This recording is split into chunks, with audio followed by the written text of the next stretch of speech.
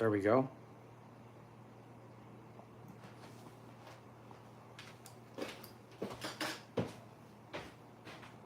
Let's see if that worked. Oh, there we are. I wonder what happened.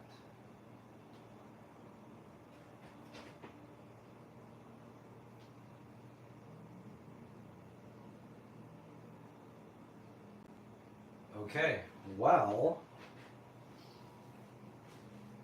little technical difficulties at first there, but I'm live and I haven't done this in a long time, but I got a bunch of boxes that people sent to me, so I'm gonna open them and we're gonna do it live and see what we got here. So it's just me tonight, not John, so hope you guys are okay with that. I'm just kidding, I don't care, I'm gonna do it anyway. Let's see, what should we start with? We've got a vegan cuts box, we got some other things here. So why don't I got something that I'm really excited about right there. Let's just how's it going, everyone? Guten Tag Zombie Meister. I'm not sure what that means, but good evening, good afternoon, good night. You like the shirt? I like the shirt too, thanks. It's by Ghost Vegan. Yeah. It's a hot one on here today. So let's see what we got. What do we have? Protein taste test challenge. So I got some protein here. Warning, tasty things inside. I'm going to need to get myself a knife. I'm going to get my favorite little German knife that I got from Solingen? I don't know if I'm saying that right. A little town in Germany when John and I did our book tour. And when we were done doing our food demo, they came out and they presented us with these little knives, and that was like 10 years ago. I still love it. It's very sharp. They're famous for making knives. So we're just gonna have to go ahead and open this. Alright, let's see what's inside here. I'm not going to do a taste test. I just ate not too long ago. So I'm going to probably feature most of this stuff on my Instagram as well. But this is just like the unboxing. So they're protein powders, which is perfect because I've only got the stuff up there and I don't really like it.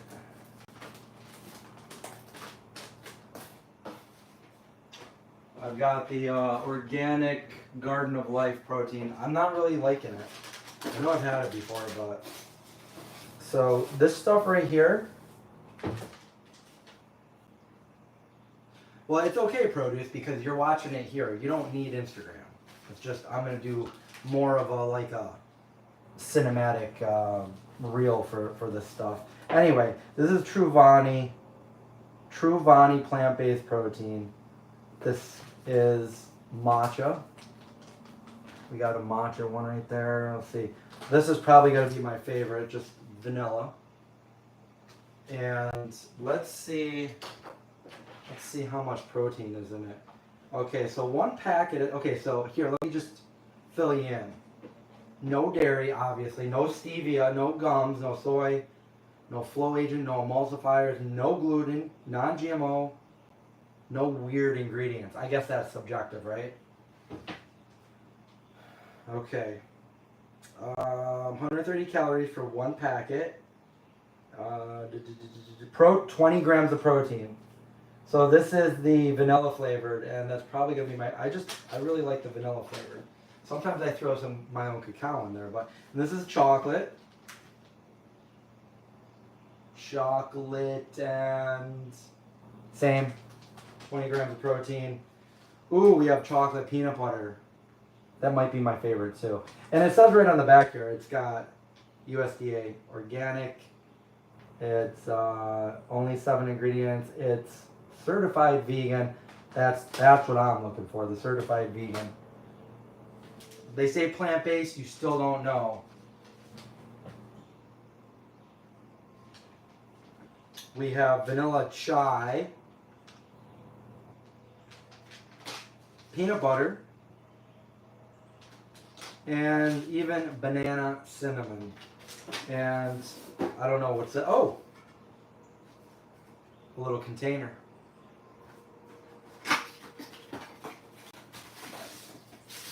You know, if it was time to eat, I would make a nice smoothie. On the back, it's got all the milliliters and ounces. This is nice. Ooh, it's not just plastic. It's got that metal. This is a nice one. So I will definitely give this a taste test.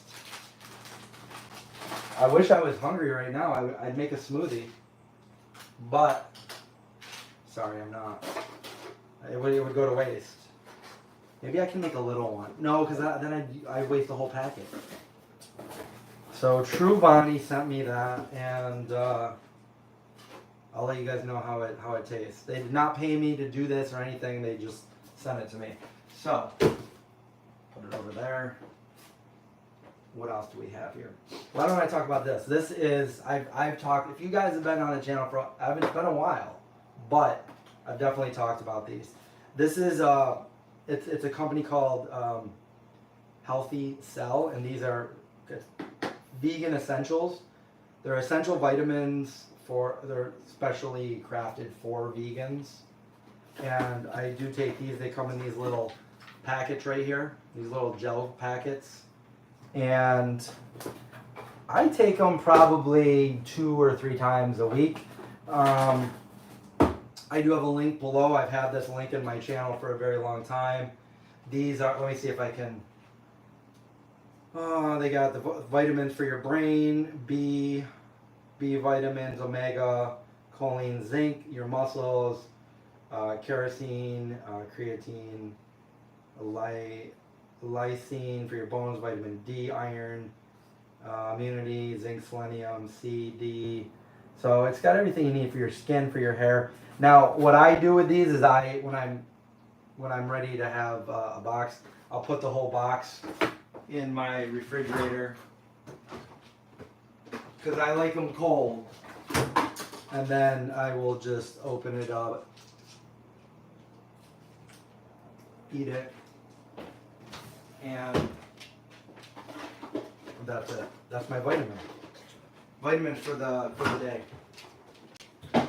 So if you're looking for any kind of vitamins, you think you might want them, can't hurt. Parth Patel, what's up? You still get ID'd for cigarettes?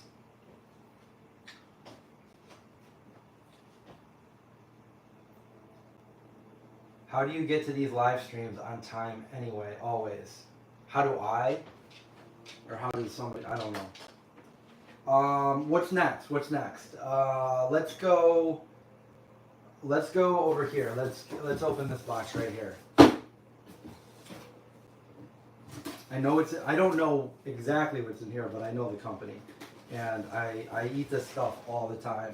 In fact, I'm always putting it in my Instagram account and my stories, whatnot. Let's see what we got. Ooh. This is a nice piece of fabric. It's a strawberry fabric. It's reminding me of the 80s strawberry shortcake. It doesn't smell like anything, so it doesn't smell bad. And let me just read this real quick, see if it's for the public or just me. Hi, Chris. Once upon a time, there was a lord and a ring, and a mountain with lava. Okay.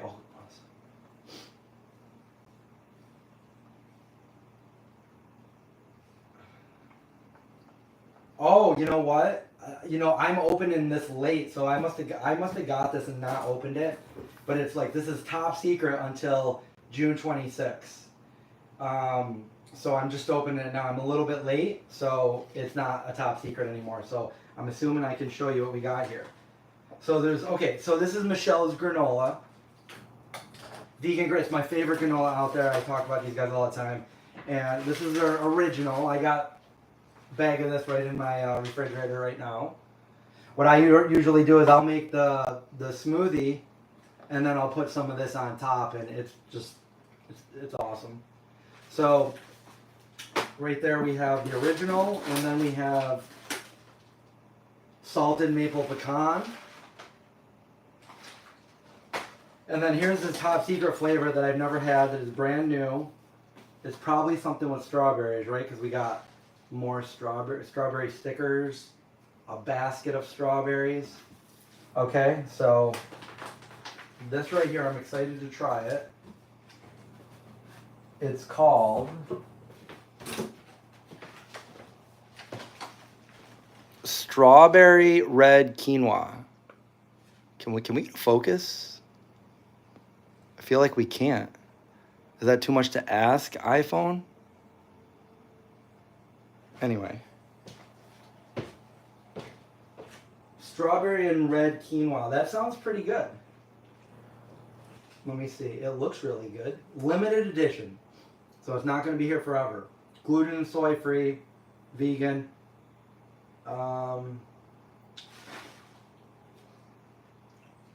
Yeah. 140 calories per serving. Good stuff. So I'll probably put some of that in my smoothie in the next couple days. So thank you, Michelle's granola. Put it back in here in the background. Maybe make it look good in the background. Okay. What's next? We do have a vegan cuts box. Let's go with the big long one. We're going to cut this with this knife from Solingen, all the way from Germany. Don't want to cut the counter. Alright. I still believe! Okay. I know what this is. I gotta promote this again, guys, because they're doing a deal right now, and I gotta let you guys know in case anybody is interested. And the rest of you that aren't interested are probably gonna get annoyed, but we're doing it. So it has to do with these. It has to do with these stainless steel pans that I'm always talking about. These stainless steel pans. And I think, where are the rest of them? So they come in a bunch of different sizes. We got a real little one right here. And it comes with 3 of these. I got another one down there, but it's detachable and it'll work on all 3 of them. So, what do you get? You get these amazing non-stick pans. They are cadmium. They're all that, you know, all those cancerous things. Free of all that. So no cadmium. No PFAs, no PFOAs, none of that is in these. And I just want to say, if you do get these, you got to use them right, because I know some people that don't use them right or do something you're not supposed to do, and then they stop being non-stick. So this probably applies to most non-stick things, but you know, for these, I just want to see this in the bottom. You don't want your flame to be bigger than that. You don't want it to go up the sides. And you definitely only want to use what they give you. So the other thing is they give you all these nice spatulas, brushes, you know, different things. And these are quality too. They're nice and bendy up here, but like here it's almost like they got metal in it, like so they won't break or bend. So anyway, you get 6 of these. Different sizes. You only want to use this or possibly a wooden spoon in there. You don't want to use metal. And most importantly, and I think John might have done this in one of my live streams, but when you're done cooking on this, don't make it too hot. Definitely don't put it in the water. Don't cool it off in the water. Let it cool off by itself to room temperature, and then I'll either take a napkin or a towel and everything will just come right out of it. So that's how to take care of it. Anyway, you get 3 of these, all of the spatulas, and right now this is the special thing. So last year I know they were giving away like a nice kitchen knife, and then after that they gave away 3 ceramic kitchen knives, and now it's this. So we're gonna open up this and see what there is. And this is going on, I think this is called their 4th of July sale. So it's going on all month. It ends at the end of this month, and I believe I have a link in the channel, but this is what you get this month if you get this. If I can open it. This is a nice box. How do I, oh, it's like a magnet right there. Look at that. Ooh. Okay. Let's see here. So,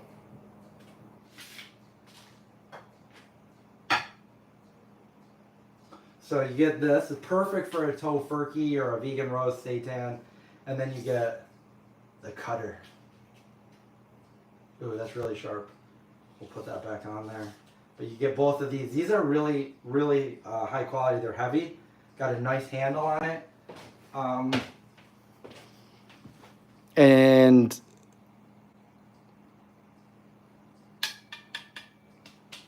yeah, this is definitely quality stuff. So I'll put this back in here until I make my next roast. I don't think I need those. Put that nice box that comes in. So you get all of that on sale right now. So if you want to check it out, the link is below. They're called Chef's Foundry. Okay. Okay, so now, and by the way, I use those pans like almost every day.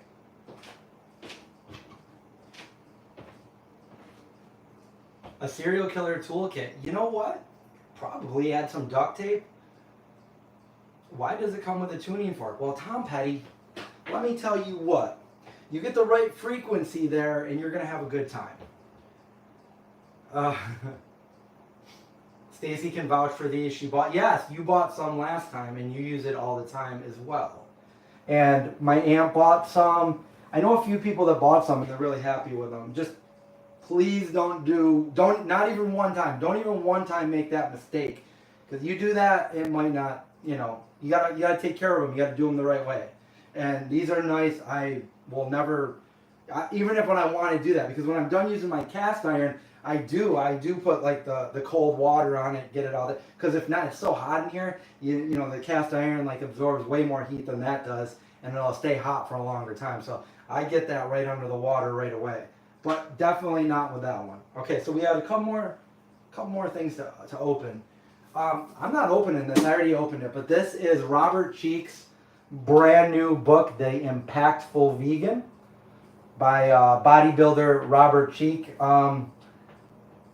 I've known him for a while. I think I met him about 10, 12 years ago at one of the expos that I used to go to. And he just came out. He's got plenty of books. This is his new book right here, The Impactful Vegan. It tells you, you know, multiple ways to be impactful as a vegan. I haven't read it yet, but I've kind of skimmed through it. He mentions a ton of different vegans in here. So other vegans that you could go check out that are also impactful and see what they're doing and stuff. So he's got like a lot of that in here. He's got different chapters of so many different things. And look, he even signed it for me. So Robert Cheeke's new book, definitely go check that out if you're looking for something along this line. Vegan, maybe a great gift for somebody. And let's check this out. And no, I'm not doing a taste test right now. I gotta figure out the best way to open this because I don't wanna. Let's see here. Okay. Oop, there we go. That's the best way to open it. Good old Soul Engine. So this is a company called Harkin, and you can find them at harkinsweets.com. Harkin Sweets. And these are delicious. Well, I don't know that yet because I haven't tried them, but they look delicious. And they are candy bars. And they look to be cruelty-free in every way. So, Harkin. Ooh, we got a whole bunch of them. Okay. Are these doubled or here? Let me check exactly what we have here. Let me just show you up close real quick, just so you can kind of see. Look at that, a whole box of Harkin. That's a good thumbnail, right? I think that's a better thumbnail than the one I have. Anyway, let's go check them out. Okay, so we have the nutty one, which seems to look like a Snickers to me. And okay, so there's 2 of each one. That's awesome. So I can try one, and then I can try another one. I had these in the refrigerator before we started doing. This is called the gooey one, and the gooey one looks to be like a, I can't remember what they were. Maybe a Three Musketeer. It's been so long since I've had this kind of stuff, over 30 years. And then the last one is called the crunchy one. I don't know what this one is supposed to be, but it is crunchy pretzels, salted date caramel, and oat chocolatey coating. Ooh, that sounds really good. These are, well, I just want to see if it says, I mean, I know they're vegan, but I want to see if it says vegan anywhere on it. Because it says plant-based. I just like when they say vegan, to be honest. I think if you can say plant-based and they are vegan, then you should be able to say vegan as well. So let me read the ingredients really quick. Yeah, they're vegan, and it says 75% less sugar than probably the original.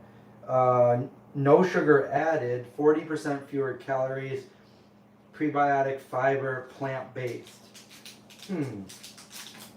Say vegan, there's no harm. Okay, only 150 calories, 7 grams of sugar, excellent source of fiber.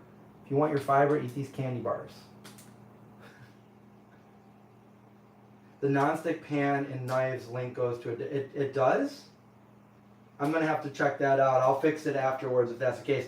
But if the site is a little wacky, I mean it seems, but believe me, it does work. You got to scroll all the way down to the bottom, and then you should see the pan. So if that's the case, and you're on the wrong site, it should go all the way down. If not, then I'll see what I can do to fix it after.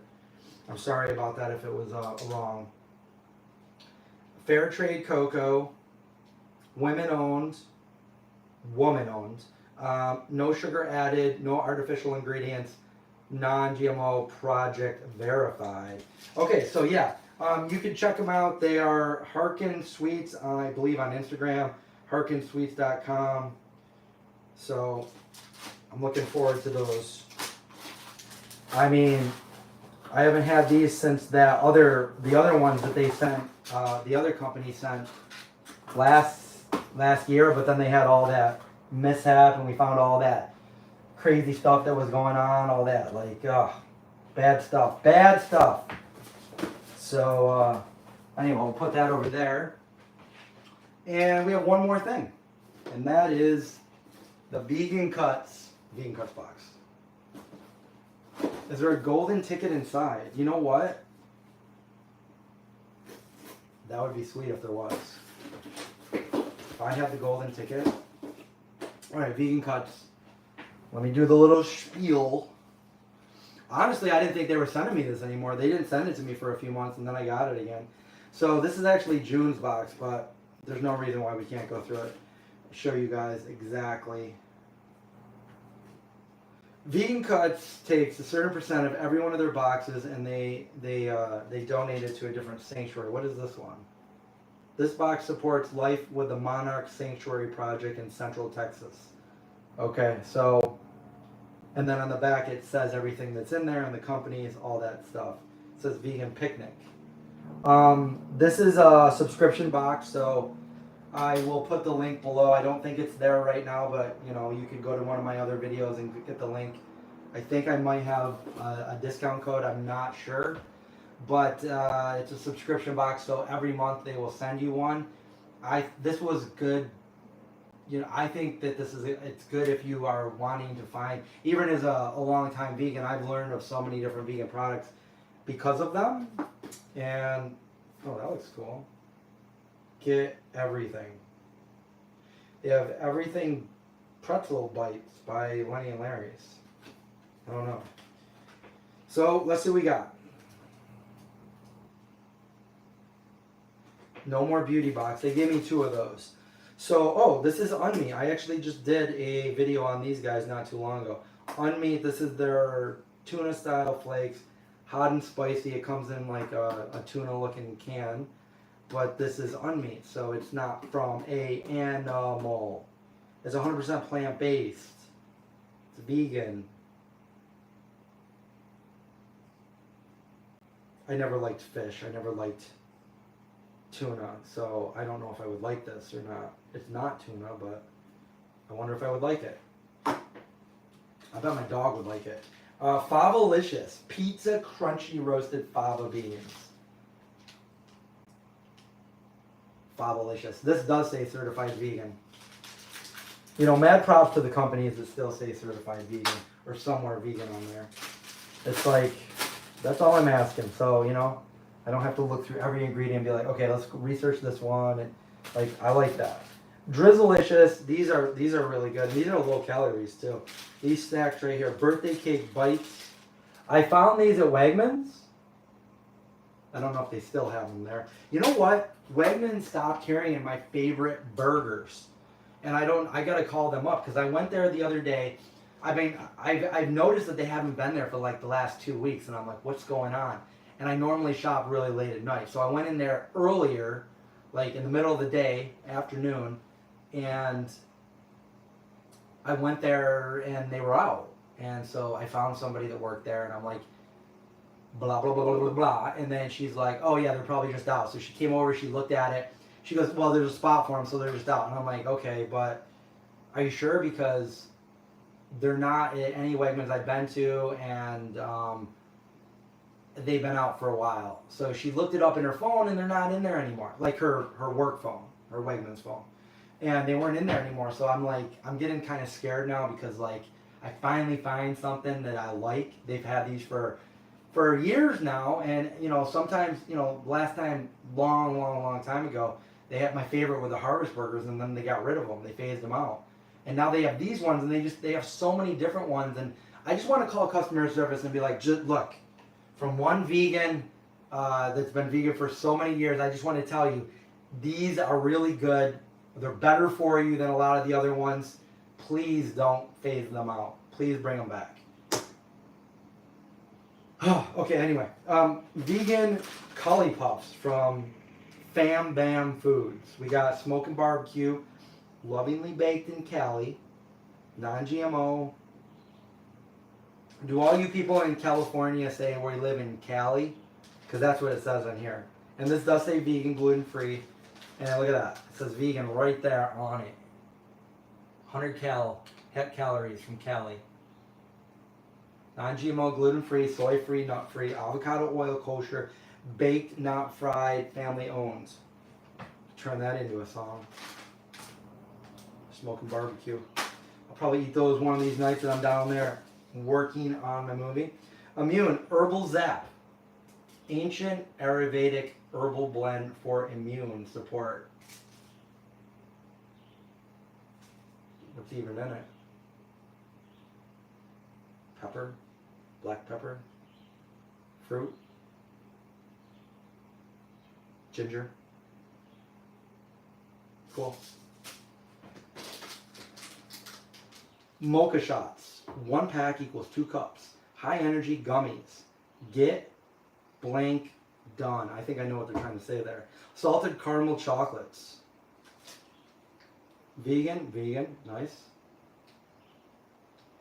Does that say best by August 2024? That's not too far away. Non-GMO, all natural. Little gummies. Little gummies. What are these? Holy Fudge. Toffee Time. TC, I can't even say that because it's not a word. TCHO.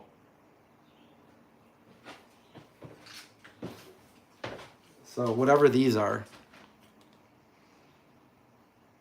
Fudge and toffee.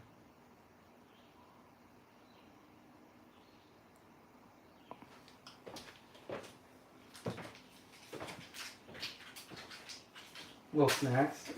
Oh, they have them in here. Cool. Look at that. Lenny and Larry's Fitzels. Protein pretzels. These actually look good. Everything bagel seasons.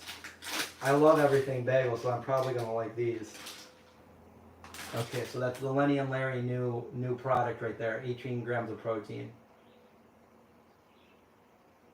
And last but not least, we have an entire box of gluten-free crackers from Onesto. Eat honest food, everything. No preservatives, no chemicals. Yeah, so this is, I guess, cut up some of that vegan cheese and make yourself some snacks. All right, now I got a mess to clean up. All this stuff. If you guys want to send anything, I have a P.O. box. P.O. box. It's in the description. It's in my About Me. I will eat these. I mean, this is great. You know, this is great. This was a pretty good Vegan Cuts box.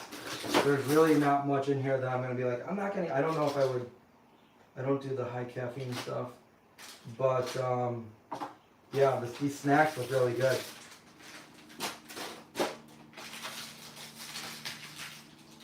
So, again, that goes towards the butterfly sanctuary here. And the mock can of tuna. So, that's it. That's it for what's in the box. I keep getting these things too sent to me. I don't know if anybody's sending these to me. I don't know who's sending them because it's not like, but they've been sending these for like years. I don't know what the heck it is. It's called a Pavlok. It's a watch. I guess it shocks you. Like, who's sending me this? I've got like 20 of them. Like, what is it? Why are they coming to me? I don't drink caffeine.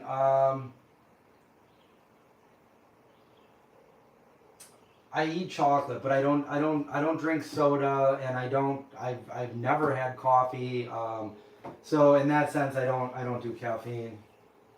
But I do eat chocolate, so chocolate's got a certain percent of caffeine.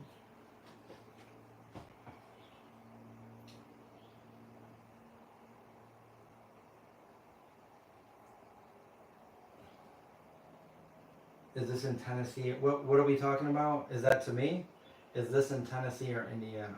Oh, are you talking about this? I'm not sure what you're talking. This is in Texas.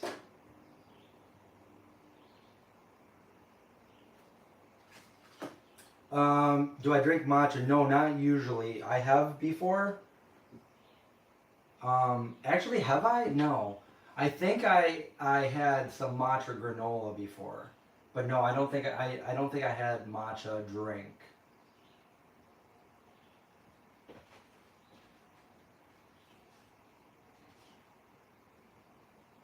Maca.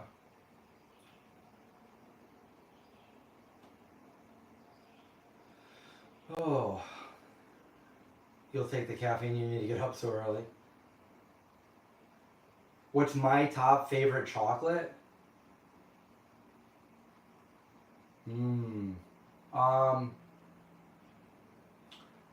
Well, you guys know that one of my all-time is Vago. I like Vago chocolate, but I really like the vegan Reese's peanut butter cups. That chocolate right there and everything. Now, I've heard mixed reviews on that, and maybe some people just don't like them.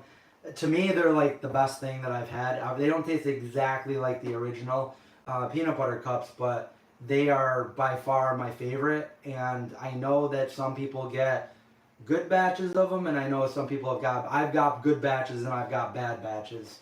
And what I mean by that is a good batch, you bite into it, the chocolate is dreamy, it's good, and then the middle is creamy. But other people, I've also had ones where like you bite into it and the peanut butter in the middle is like dried and powdery, not too good. So I found if you put it in the microwave for about 9 or 10 seconds, it's a little bit better. But if you get like a fresh one, like that right there, that's probably up there with one of my favorites. What I've been actually liking lately. Let me grab one.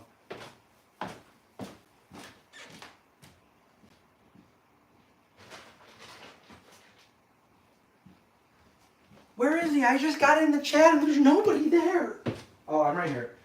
So this right here is surprisingly really good, and I found it at Walmart when I was looking for the peanut butter cups. It's really good. It melts really good. It tastes really good. And it's only $1.12 for one of these things, and they're vegan, and it's a product of Germany, Rainforest Alliance certified.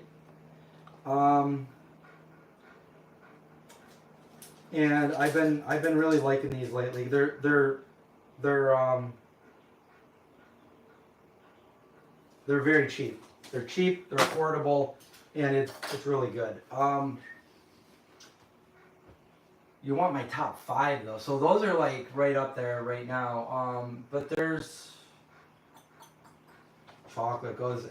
Noah Craig's Hercules candy. The chocolate that they use for their vegan products is one of my favorites too. It's there's a picture of me in one of my videos holding like a big 10 or 20 pound bar of it, and they import that too. I can't remember the name of it though, but Hercules candy, their chocolate right there, super good chocolate. So,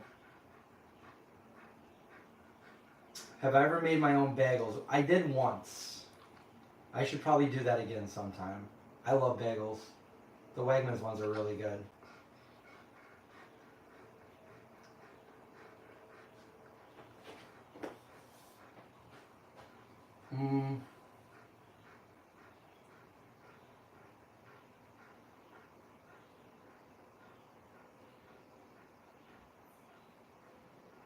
Let's see. What is the best commercial dog food that's vegan? The only two that I was using for my dog. I mean, I've used many different ones, but it would be between V-Dog and Wild Earth. I feed my dog now Wild Earth. Indy was V-Dog for 10 or 11 years, and then the last year and a half we switched to Wild Earth because V-Dog switched their ingredients around a little bit. But those are by far some of the best. They were both, I mean, my dogs are healthy. Indy was healthy other than he was unable to walk at the end. And I don't think that, other than that, his body was healthy, and that's what pained me and saddened me to see this happen to him. But yeah, he lived way beyond the average lifespan of a German Shepherd, and he was on vegan food for all of his life except for the first year. So 12 and a half years. I would go with V-Dog or Wild Earth. The reason why is because those ones, opposed to some of the other ones like Nature's Recipe and stuff, those ones are hypoallergenic. So you might have a dog that's like, you know, itching a lot, has rashes. It took care of that for at least for Indy, took care of that, and Zeke's much younger, so he's never had any problems either. It is expensive, but think about like the vet bills you'll save by, like, I literally never went to the vet with Indy. I mean, we went 5-6 years without even going to the vet, you know. He was healthy, you know, and I supplement. I make their food, and I'll give them a little bit of their kibble and a little bit of the food that I make them fresh. And that's what they get every day. So they eat very, very healthy. They eat better than I do. They're like more whole food vegan dogs than than I am. I'm not a dog, but yeah, dog food prices they are up there. But you know, if you're giving your dog like Purina or something, you're just waiting for your dog to have cancer and tumors, and I mean a lot of that stuff is baked so high to get some of the bad things out of there that it just cooks the nutrients right out of it. It's sad seeing some of the people, you know, give them some of that food to their pets, but you wonder why so many dogs are like always at the vet and they have cancers and all this. Like I never worried about that with it. I mean, I didn't have to. I mean, I didn't know, but I lived it. I experienced it, and he was perfect health. Ellison, no. Well, I thought for a while when I was younger that I might have been a werewolf, but I was actually a vampire. So yeah, no dog here. Good night, Mel. Thanks for stopping by, watching the stream. Any plans for a little haircut? No plans. I might just take this knife and, you know, you never know. You never know.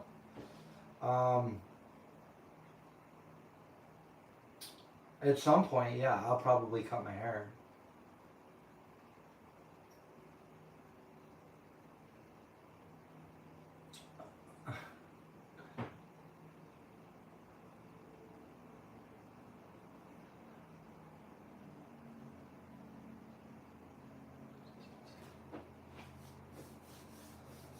Maybe I should put this on sometime and see if it shocks me. I don't know where they're coming from. And I'm getting puzzles too, like these big, like expensive puzzles that I get sent. I don't know why or where. Do I use any products in my hair? Just shampoo and conditioner. Just that, and I not shave, but I wash my hair only like once or twice a week, and I feel like it's more healthy that way. When I had short hair, I would do that every single day.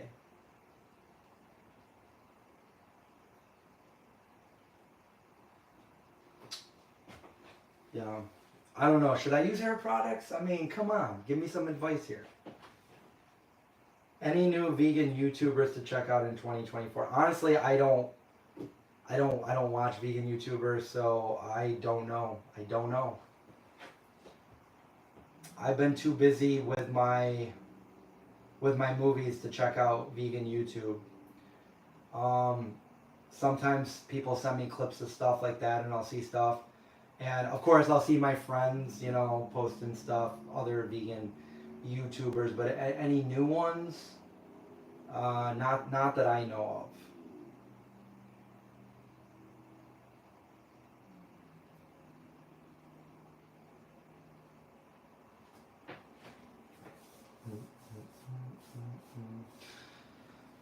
Wow. So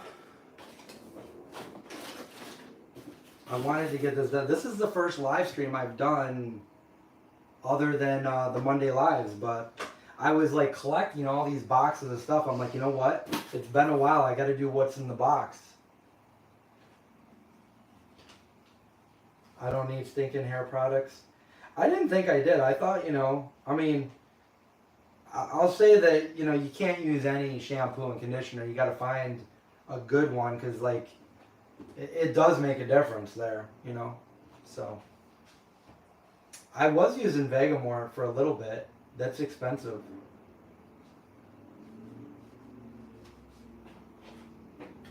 I forget what it is now that I have in there, but it's a vegan one. I think I found them at Bargain Grocery, so I bought a bunch of them because they were cheap. But I'm almost out. That was a while ago. Why are New York State Trader Joe's so much better? Every time I go buy something I see in your video, it's never there. I don't know. I mean, I only go to one Trader Joe's because there's only one in the entire area, and I don't go that often. But I haven't really been to very many Trader Joe's. I went to a few out in California. The first one I ever went to was somewhere down in the Washington D.C. area back in the day when I used to live there, and it wasn't that great back then. I was like, oh, I thought this was gonna be better. But the one I live by now, it's got, I like to go there for certain things. Certain things you can get that are, like for instance, this right here, I buy my maple syrup there. It's cheaper there, and you get organic Vermont maple syrup. Their vegan butter is cheaper than pretty much anywhere else other than Bargain Grocery if they have it. Oh, surface shampoo for hair loss. So I was using the Vegamore for the hair loss stuff, and they have these little drops and stuff that you put in as well, and that was doing good. But I don't know. I think I just messed it up one time.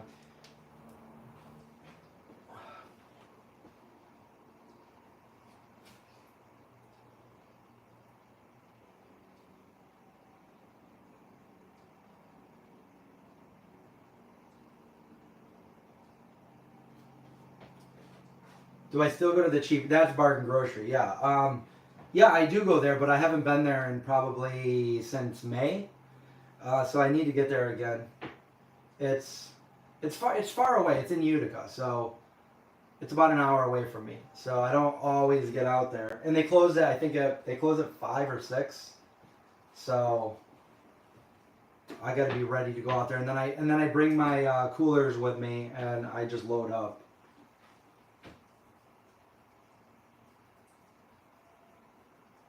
Have I ever tried straightening my hair? My hair is straight. The reason it's like this is because I put it back in a bun, and I put the thing in it, and if it dries that way or whatever, then it'll be like that. But my hair is completely straight.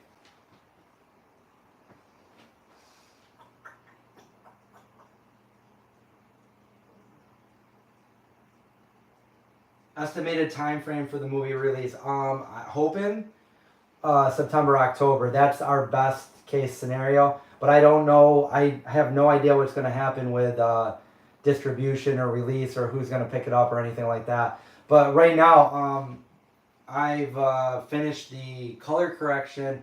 I've moved on to doing the color grade. Every time I try to do something new, I find another problem. I've been working on this for way too long. I got a guy working on the sound. So my plan is he should be done in the first week of August, hopefully, is once I get that, put that together and cut a trailer so that we can start promoting the movie with the trailer. And then after that, like, promote. So, and then I also have to put the credits in the movie. Other than that, like, the editing's done. I've gone through, I've colored it. It's looking really good. I made an update on the Kickstarter yesterday, and I also shared it on A44 Movie official Instagram account. So you can go check that out. It's just it's a crop screen grab from the movie. It's just we're almost there. There is a filter on my shower head, but yeah.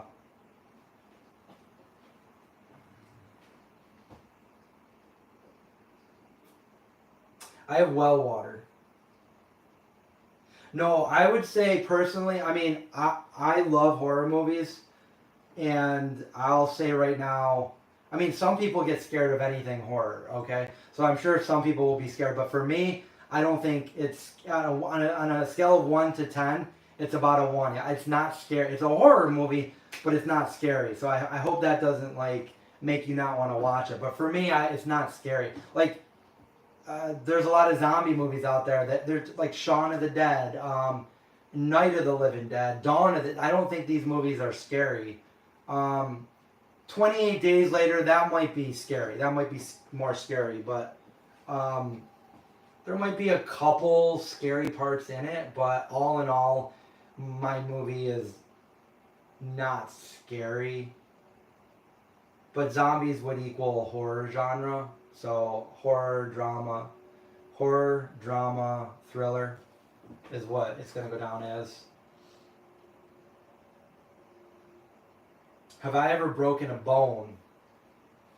No, I've never broken a bone, which is kind of crazy because I've been a lifelong skateboarder. Well, since I was 14, I was a avid skateboarder, and you know I will still get out there on the board, but I've been going to physical therapy for my shoulder, and it's feeling way better. It still hurts, but it's getting better. It's getting there.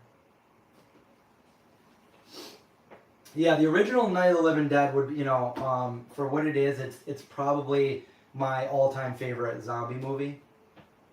And I got to go. It's funny because I got to go to the Evans City Cemetery where they filmed that, and I did a live stream there, and that's where I was contacted 6 years ago to make my movie. So around 6 years ago, around this time of year, I was doing the live stream, and then I decided that I'm going to make this movie. So we did the Kickstarter, and I took a 40-page script and I turned it into a 120-page script, and then I started the process of doing everything we had to do to make the movie. So now we're almost at the end.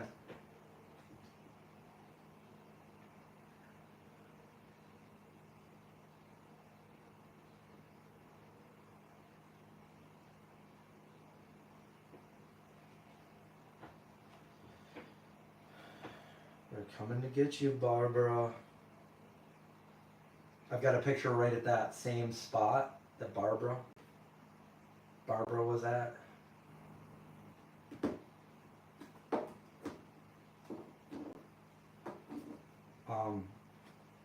I don't know. It's going to be exciting. I'm super excited because I'm almost done. Like I'm looking at the end. But there's really no use in getting you guys to like, you know, get excited until you see the trailer, you know? I feel like you gotta see something, right? You gotta see the trailer. I mean, you can go look at the screenshots I posted and stuff, but I gotta make an enticing trailer, and then people can be like, oh, I can't wait to see this, or, dude, get another day job or something. I don't know. Any homages to Night of the Living Dead? Actually, maybe. Yeah, there is. There is.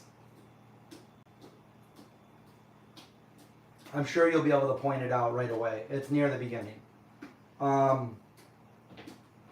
got a little bit of everything in there, like of the things that inspired me.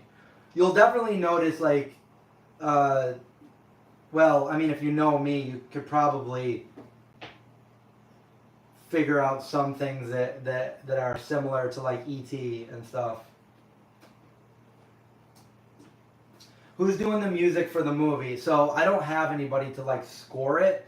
So I do have a local musician that has a song in it, which is the very climax song for the main part, which wouldn't be anything without this. Like the movie, the music goes with it. I have to use that song. And then I have another artist, a vegan artist, and she gave me a couple of her songs. And then other than that, I'm just using like royalty-free music and different royalty-free sounds that I can put throughout the movie. So I'm pretty much doing that myself. I'm not a musician, but I'm using royalty-free different things to put in there. It'd be nice, but like I don't think we don't have a budget anymore. So like I'm literally picking up doing everything myself. And the last thing we had the budget for was our actual sound engineer guy that's working on that. So everything else is just I've got to figure it out. And yes, good old Indy the Pup is in the movie. What's up, By the Book? Have a nice night, Sarah. Thanks for stopping by.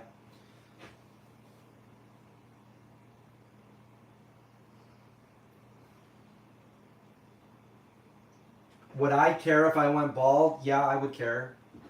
I mean, wouldn't anybody care if they went bald? However, when I thought I was losing my hair, like I was like that close to just shaving my hair and just being like, all right, I'll just wear a hat, like whatever. I don't want it to happen, but if it did, like, I mean, I would hope that I was still healthy. Um, I've got a few gray hairs, and the way I see it is like I'd rather have a few gray hairs than no hair. But if I had no hair, then like yeah, I would just probably wear a hat more often. Cause I just didn't like the way I didn't like. I used to have short hair for the majority of my life, and then I just didn't like it anymore. I like having long hair, so it's kind of my trademark. I don't know.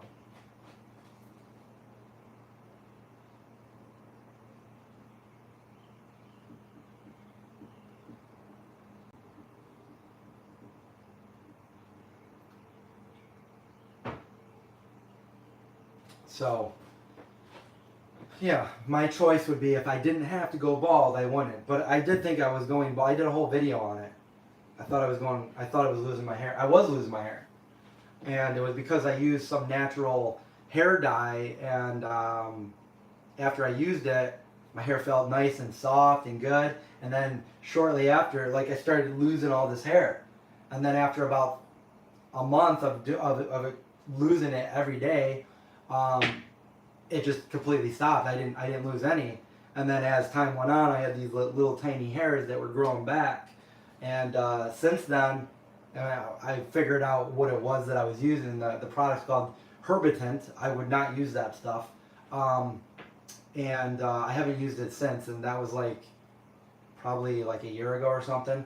So this is my normal hair color. This is not dyed. And I'm not going to do that again.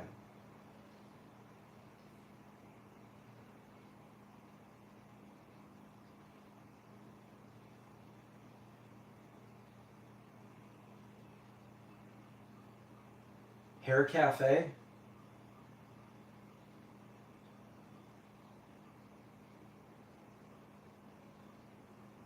Yeah, that's cool. I mean, I did a bunch of research on it too because originally I thought I was losing it after I had COVID, because like a lot of people were losing their hair after that, like 3 months after, and then so that's what I thought. That's what I did the video on. I thought that's what it was, and then later on, but I didn't realize, I didn't put two and two together, that I also at the same time used that hair stuff, and then like so I thought it was over that, and like almost a year later, I used that hair stuff again, and the same thing happened. I'm like, oh, it wasn't because of that. It was because of this. So, yeah, if I was ever to do that again, I would do it professionally.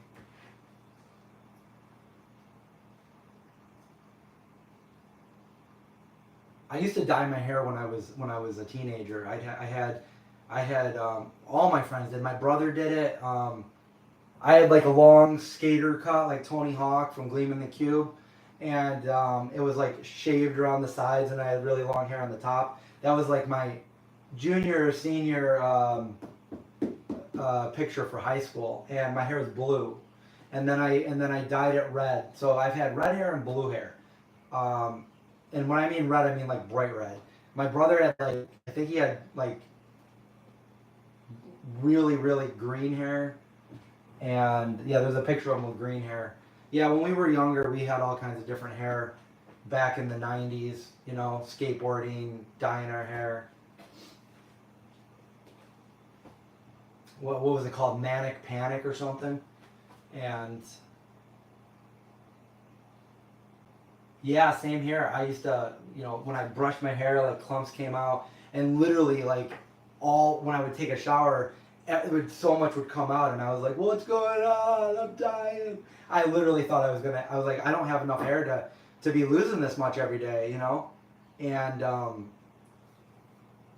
it's weird because when it stopped like 100%. Like I wasn't losing anything, nothing was coming out. So I'm happy to say that it's like that now. I'm not losing my hair anymore. It's pretty good.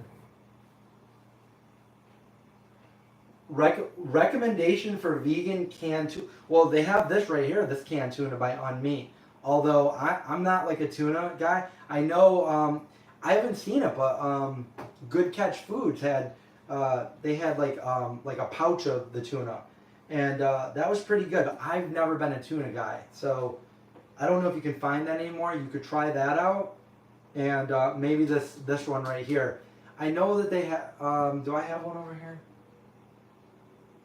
I might have a package of it over. Anyway, there's Loma Linda has some too, and I don't really care for that one. No offense to them or anything, but I would go with something like this unmeat.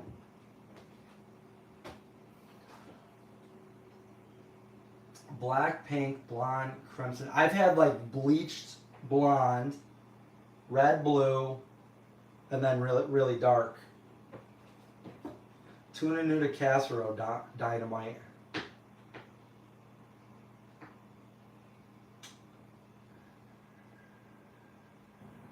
What's up, Holly? 15-minute break and you can't hang? Well, you're in the right place for that 15-minute break. Don't go get a drink. Don't get refreshments or food. Don't sit down and rest. Watch this channel. You know what's up. Maybe I'll send you some tuna. I resemble Jared Leto. That's what By the Book says. You know, I've heard that so many. I used to hear that like at least twice a week.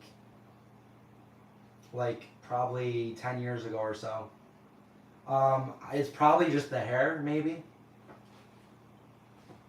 I can't sing like Jared Leto.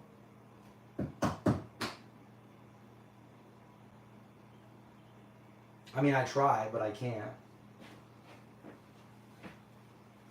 And I'm a real vegan, too. I'm not a Cheegan. Franklin Farms tuna from Walmart. I'll have to check it out because I'm not sure what you're talking about. You're drinking water. Good. That's probably what I should be doing, too.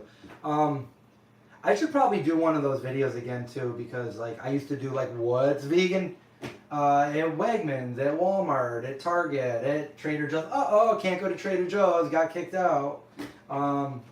But it's always fun to go see what new vegan products there are. It's always fun to do one of those videos. More seasons. Jordan Catalano.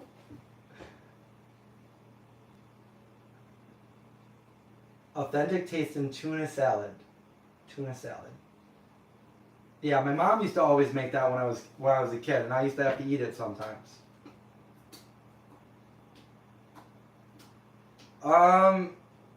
More dates, more fiber. I think you're right. I think the Dollar Tree everything's $1.25.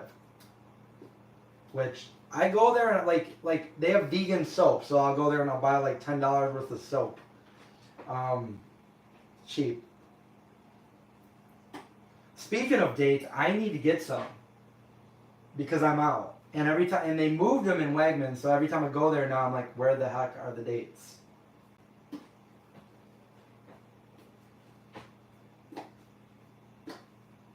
The $1.25 store.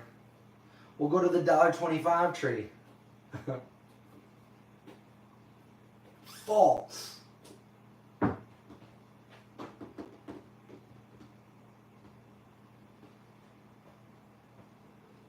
Organic Silver Moon Designs, welcome to the chat.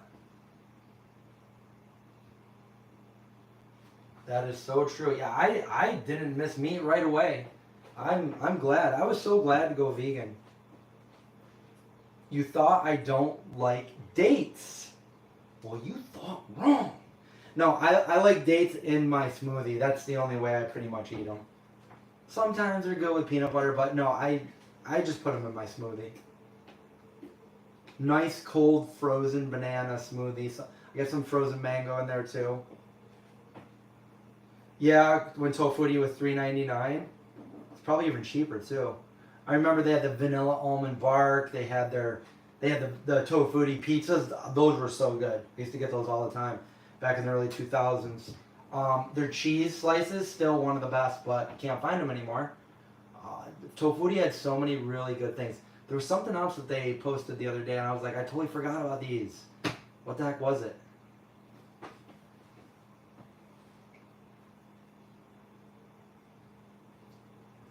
Oh, Tofutti cream cheese, Wegmans. Don't you have a Wegmans down there?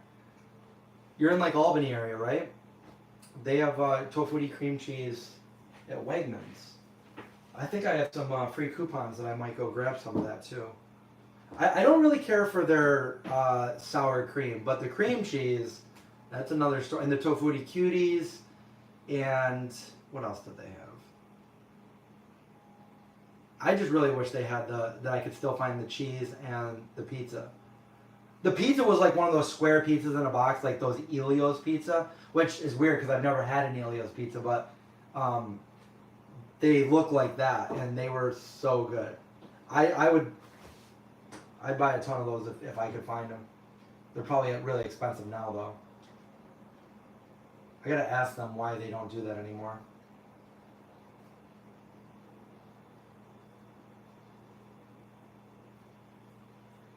The dollar store in Canada is always over $1, sometimes 2 or 3. Well, there's a Dollar General down the street from me, and there's things that are like $12, $13, $14. But the Dollar Tree, I think everything's pretty close to $1, $1.25.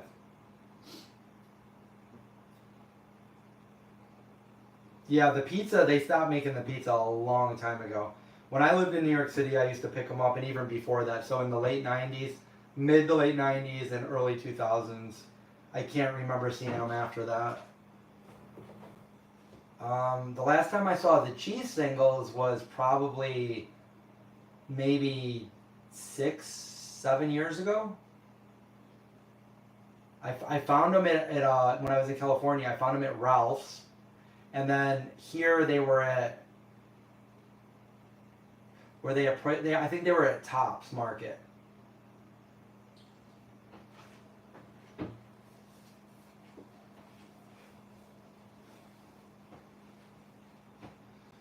Oh, yeah, Tofutti, definitely old school. They've been around since the 80s.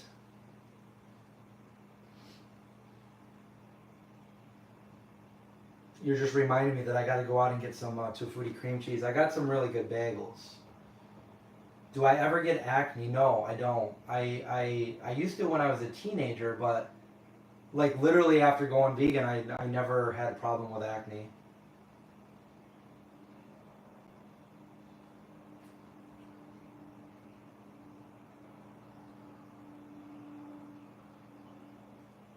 Which show should you watch on Netflix?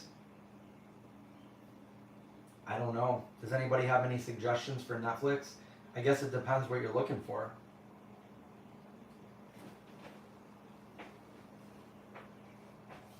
I'm always trying to find something good to watch too. So most of the time I'm spending more time looking for something good than actually watching something.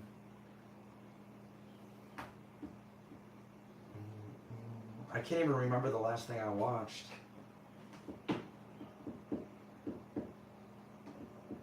What did I watch?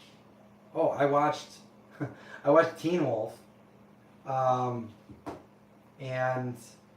In a Violent Nature. New horror movie. It's kind of like Friday the 13th. It takes the point of view of the killer.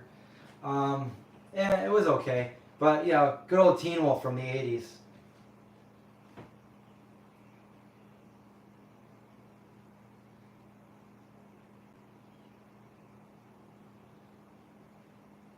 Oh yeah, I've seen clips like on TikTok and stuff of people like living in people's houses without them knowing and like coming out in the night to go through their like kitchen and stuff.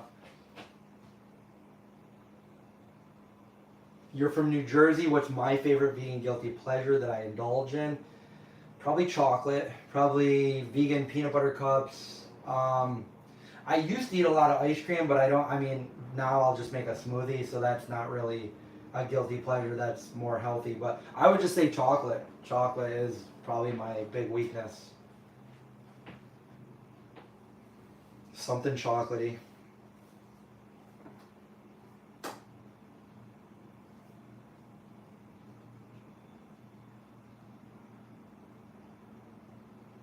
The best opening of a zombie movie I ever saw was that you saw was a Dawn of the Dead when the little girl went into. I was just thinking about that literally yesterday, Yeah, that one's got Sarah Polly in it.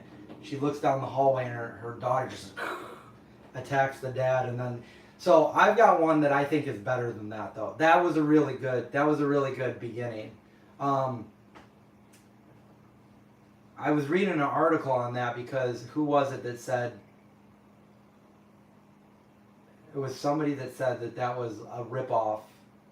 They ripped off. They actually wrote a different movie. It wasn't Dawn of the Dead, but they called it Dawn of the Dead so that they could so it wouldn't be a failure.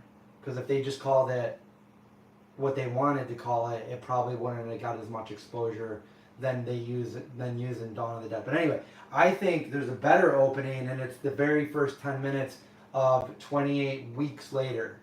That right there is intense.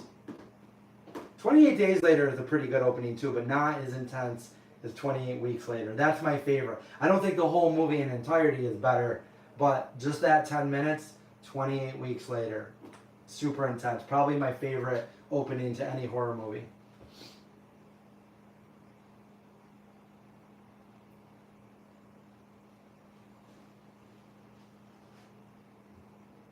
I don't think there's any strangers living at my house. I mean, I got cameras, I got a dog.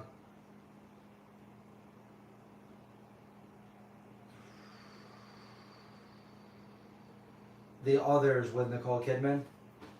Yeah, I saw that in the theater. I saw it one time in the theater when it came out.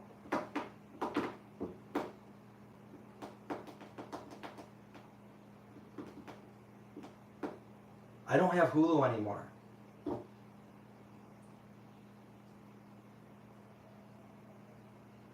I actually was in a movie right next to Nicole Kidman. I was like, where you guys are right now, this close to her. And I was like, that's Nicole Kidman. That's Nicole. But I didn't say that. I was like, oh my God, it's Nicole Kidman. She's really tall. It's called The Interpreter.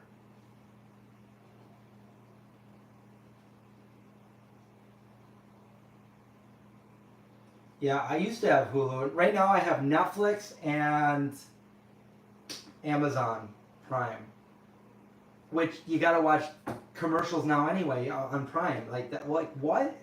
And I also got Disney. I don't know how I have Disney. I think it came with my phone a few years ago, and it like they never took it off. I don't even know how to take it off there, but I don't even really ever watch it. But I have Disney. So, do I know the benefits of wearing barefoot sneakers? I actually have some. Yeah, barefoot sneakers. The benefits of it. No, actually, I mean, I guess you're more grounded, but I guess I don't know all the benefits. I've got the ones with the little toes in it, and then the regular Annie brand, As Nature Intended, which they're out of business now. They were barefoot sneakers, so you don't want to go like hiking or anything in them because the sole is very thin. Wait, what?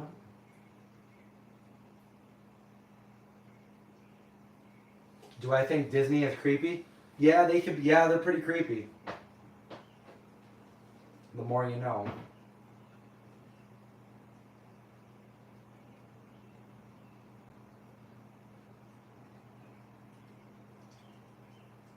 I've been to Disney World twice.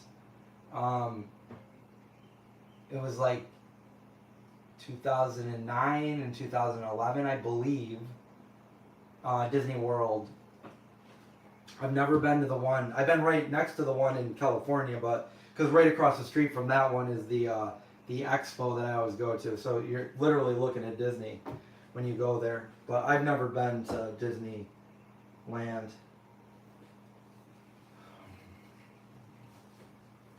I'm wearing shorts. I never wear shorts. I'm wearing shorts.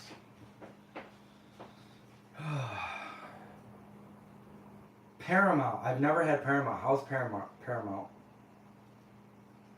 I used to have Max too here, so I was like, I could watch Game of Thrones and. Yep.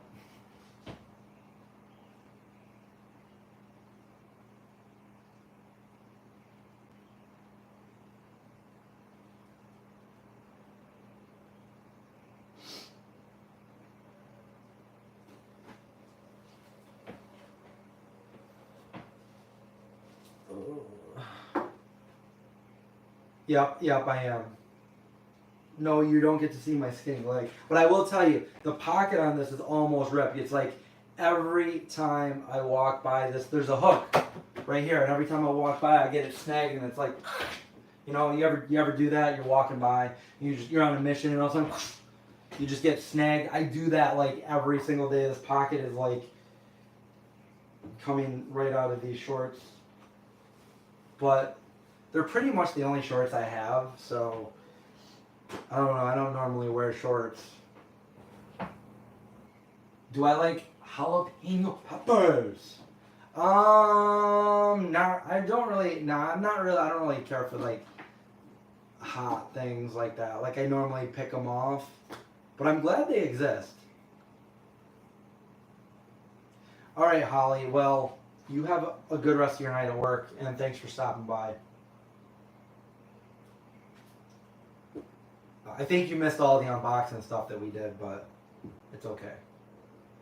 It's here forever. You can go back and watch it anytime. How long have we been on for? I can't see. I can't see anything to tell me that. What's everyone else doing? A happy Friday night, right? I thought it was Saturday. That's I'm in like this rut where like I'm just working until the wee hours of the morning on the movie, and then I go to bed and I get up and like I literally thought it was Saturday today. And my friend says, "No, it's Friday." I'm like, "Oh." Like totally.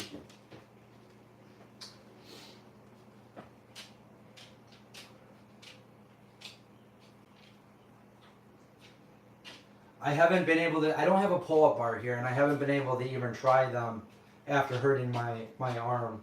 I tried some push-ups, and I was able, like if I held my body the right way and only, like, not use my shoulders at all, but like do them like this and only use my triceps, I can do a few, but I had to be really careful. I probably can do some more right now just because I've been going to physical therapy, and like I said, I've got more mobility in my arm. It like really hurts when I go, but when I'm done, it's like, oh, like I have more mobility and it feels better.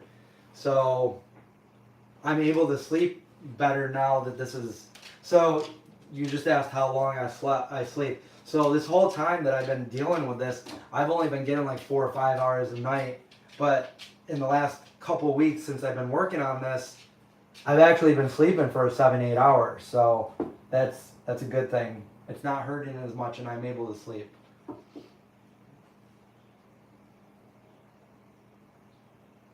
Cook up some nachos Friday night. Patrick, nachos, that sounds good. We could throw one of these on there. Spicy vegan tuna? I don't think so. Nachos do sound good though. Will I try the plant-based Oscar Mayer dogs?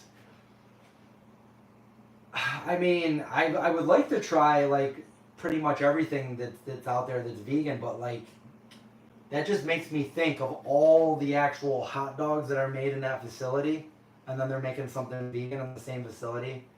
And I know I've eaten other products that are made in the same facility and stuff, but that just brings it to a new level. Like, I don't know, that's a hard one. I would love to try one, but at the same, I mean, if they know how to do, hot dogs, then they should know how to do vegan hot dogs too, right? And maybe they don't have a need anymore to make the yucky ones, right?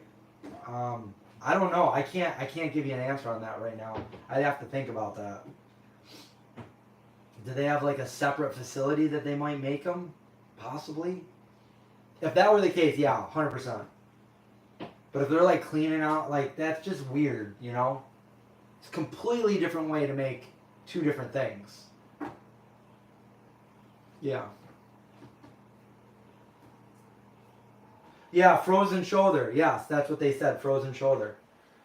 They didn't say anything about torn rotator cuff. One specialist said the rotator cuff. The second one said frozen shoulder. So I don't really know. I just know that it's getting better. I'm doing like all these different stretches. The one that hurts the most, or one of the ones that hurt the most, is I gotta put my arm behind my back like that while I hang on to like like kind of like a rope, like a band over my back, and then I gotta pull it up like this and hold it. This hurts really bad right now, by the way, and I have to hold it like that for like 30 seconds. I gotta do that 3 times. That's the one that hurts the most. There's some easier ones that I'm doing, like where I put my arms in like a doorway and I lean forward, and then there's one where I hold a cane, and I go up like this, and then where I push it this and I push the arm down like that, and that like really really hurts. And then I push it down like this. And then when I'm done, then the therapist will come over and she'll like stretch my arm different ways. And I mean, she's really pushing it and it hurts. And I'm just like, and you're watching the clock tick down like 5, 4. And you're like, every second is like an hour. Hurts so bad.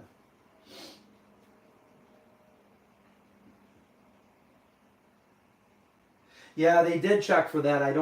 Luckily I don't have any bone spurs. I got the x-ray. So yeah, that would suck. So it's frozen. I don't know how I did it, but somehow it just happened, and it happened a while back, like last October, and I just finally got diagnosed and getting some treatment for it right now. So I'm going to therapy twice a week now, and I've already been 3 times.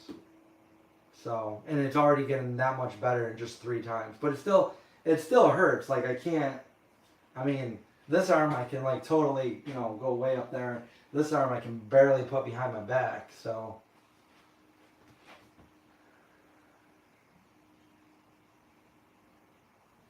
No, I hope I don't need rotator cuff replacement. I think it's getting better.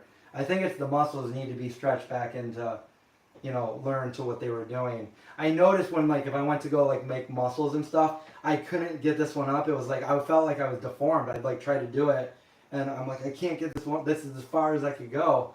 And after just doing a little bit of therapy, I can almost it still kind of hurts, but kind of get it up there again. And it's like, ow, just making a pose like that is yeah. But if I make a jerking motion the wrong way, it's the worst pain. The pain is pretty manageable, but if I do that, the pain is beyond the scale. It's I did it in one of my live streams with John here, and I don't know if you guys noticed, but I walked into the other room and I just went down on the floor, and I was trying not to make any noise, but it hurt so bad. And the times that I got hurt the most was, I think I had some food and I was shaking it, and some of it splashed on my hand and burned me. And I jerked back my arm because I got burnt, and it triggered it, and I was it was the worst pain. Worse than when I had sciatica. It was probably the worst pain I've ever been in. But it's getting better, Hopefully it goes back to normal and I'll be myself again.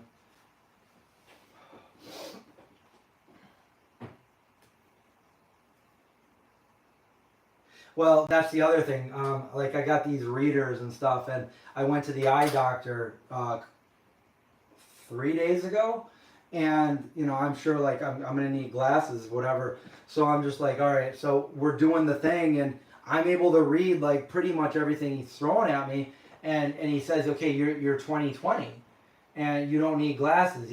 Readers are fine at once you get to a certain age, which you're well beyond that age. It's harder to focus on little tiny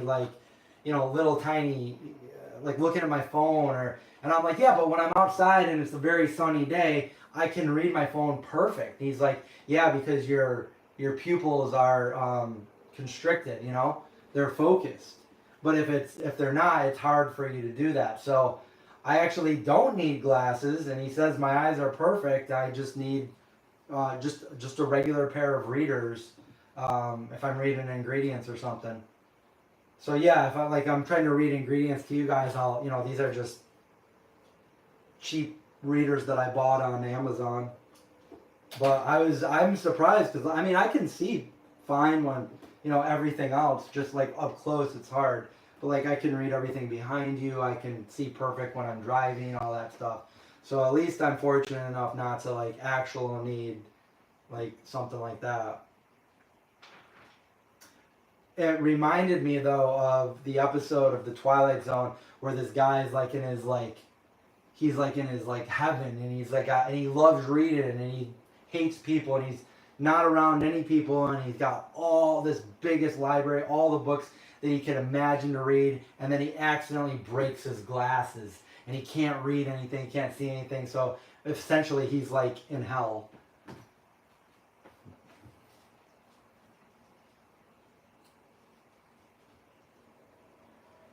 Oh, cotton candy. You know, I never liked cotton candy. I used to always get it at the field days when I was a little kid, and I'd be like, why did I get this?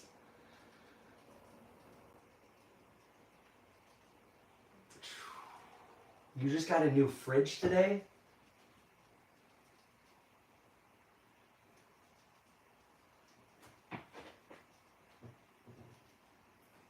Your mom has to have cataract surgery on both eyes?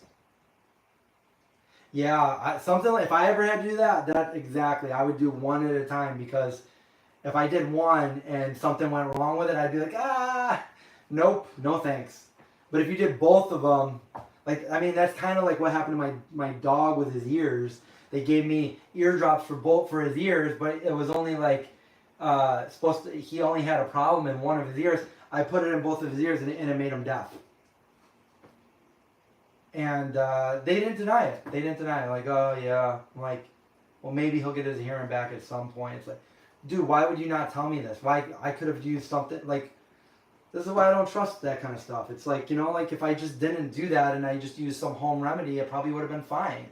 And he didn't need it in both ears either. I mean, I've already done a video on that, but like that really makes me mad when I think about it. My dog not being able to hear my voice anymore. That just, ugh. And then when I looked up the medicine that they gave me, the first things that were coming up was this made my dog deaf. It's like, how would you not tell me this and recommend it? Like, what the heck? Anyway. The nachos, yeah, I made them while you were gone, while you were, you know, vacuuming or whatever you needed to do. They were really good.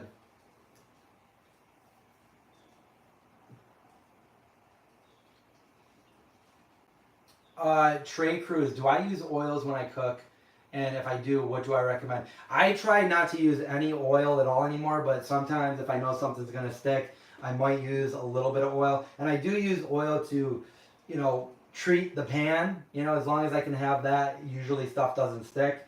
And, you know, honestly, it's either like olive oil or like a little bit of sesame oil for that, but I don't like to use excess oils. And I definitely stay away from coconut oil, because for me, coconut oil, it's 87% saturated fat, and it takes a toll on my cholesterol as a vegan. So I stay away from coconut oil. And vegetable oil is pretty much crap. So yeah, I'll use sesame oil or just like extra virgin olive oil. Now my hands are all oily. See what you did? And I smell like sesame oil, which has a potent smell to it, but I kind of like the smell. I kind of like that smell.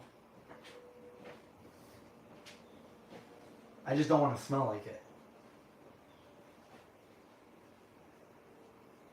Did I ever meet Earthing Ed in person? No, I never did.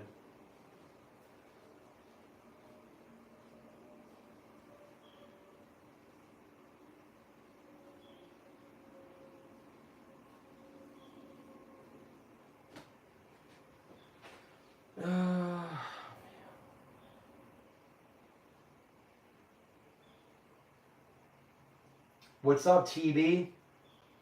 Hey.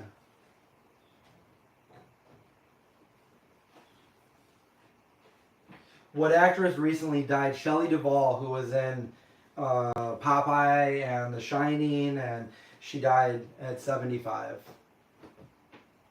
Is that who you're talking about? I just had cake yesterday. Rachel made some cake from my cookbook. I didn't even know it was from my cookbook. She brought it over here.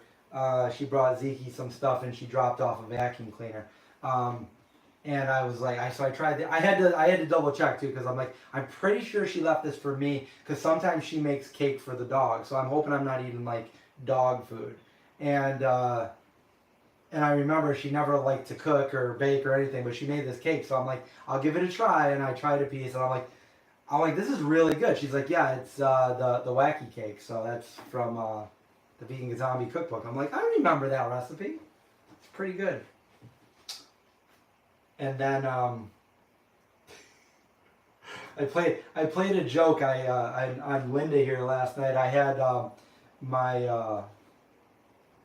on Instagram. I sent her a video. I said, Linda, I don't know who else, like, because Linda's up late like me. I'm like, it's like 3 in the morning. I'm like, I don't know who else to talk to. Like, I don't know what to do. Like, I don't know what to do. Like, this is bad. This is real bad. And then I go to the next video, like leaving her hanging, and I'm like, I don't even know if you're awake now, but if you're not, please get back to me. Like, I don't know what to do. And then I showed like the sink. I'm like, that's the empty container. There's no more cake. I don't know what to do.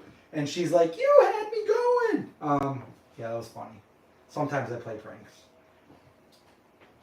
Look at me all like dusting this off like I'm like a bartender from like the 50s or something. What can I get you? Soda jerk.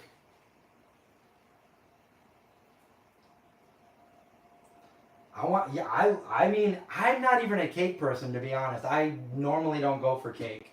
But I didn't have any other sweets here, really, and I didn't want to open up a chocolate bar.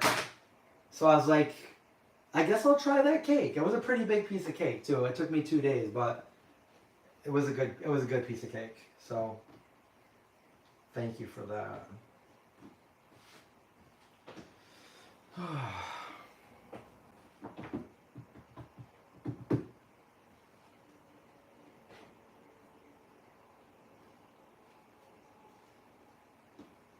Dog cake. I mean, I'll share my cake with my dog.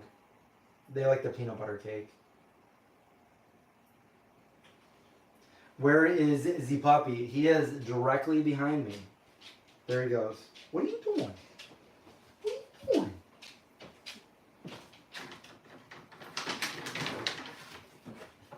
They want to see you. Come here. Come here. Come here.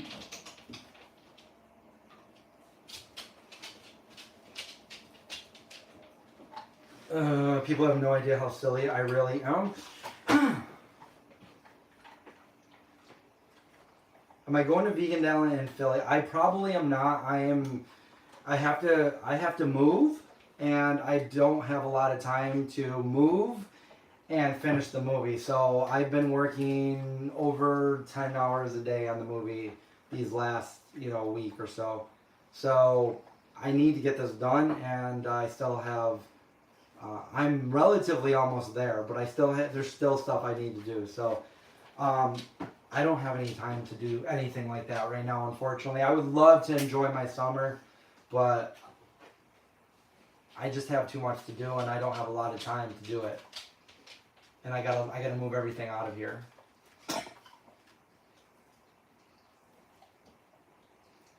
No, this isn't my house. No. So despite what you guys thought, I live here, and I moved in here with Rachel, and she left in 2022. So she doesn't live here anymore, and this is her house. So I rent this from her, and she's selling the house. So I was lucky enough that she let me stay here as long as she did, but and that was that was partly because of Indy as well. But Indy's no longer with us.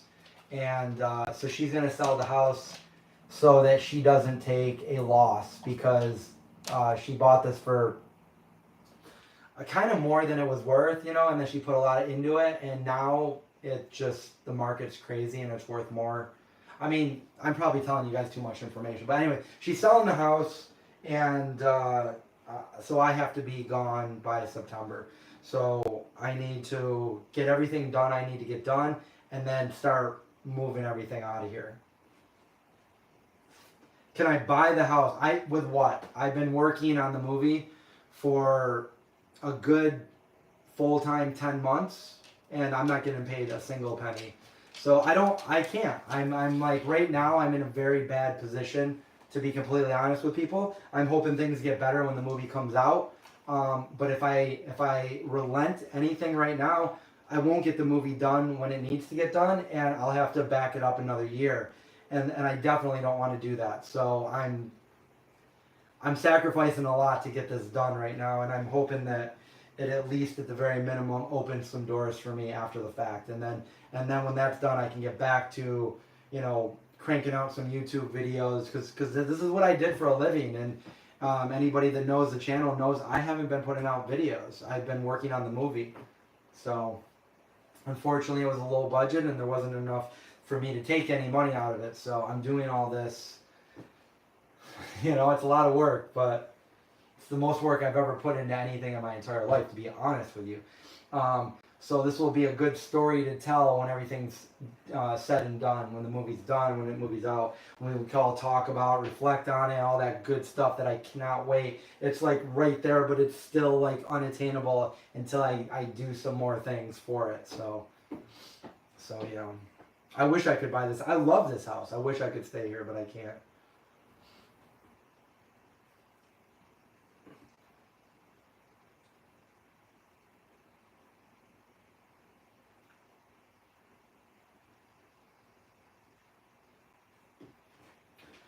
Am I moving back to an apartment?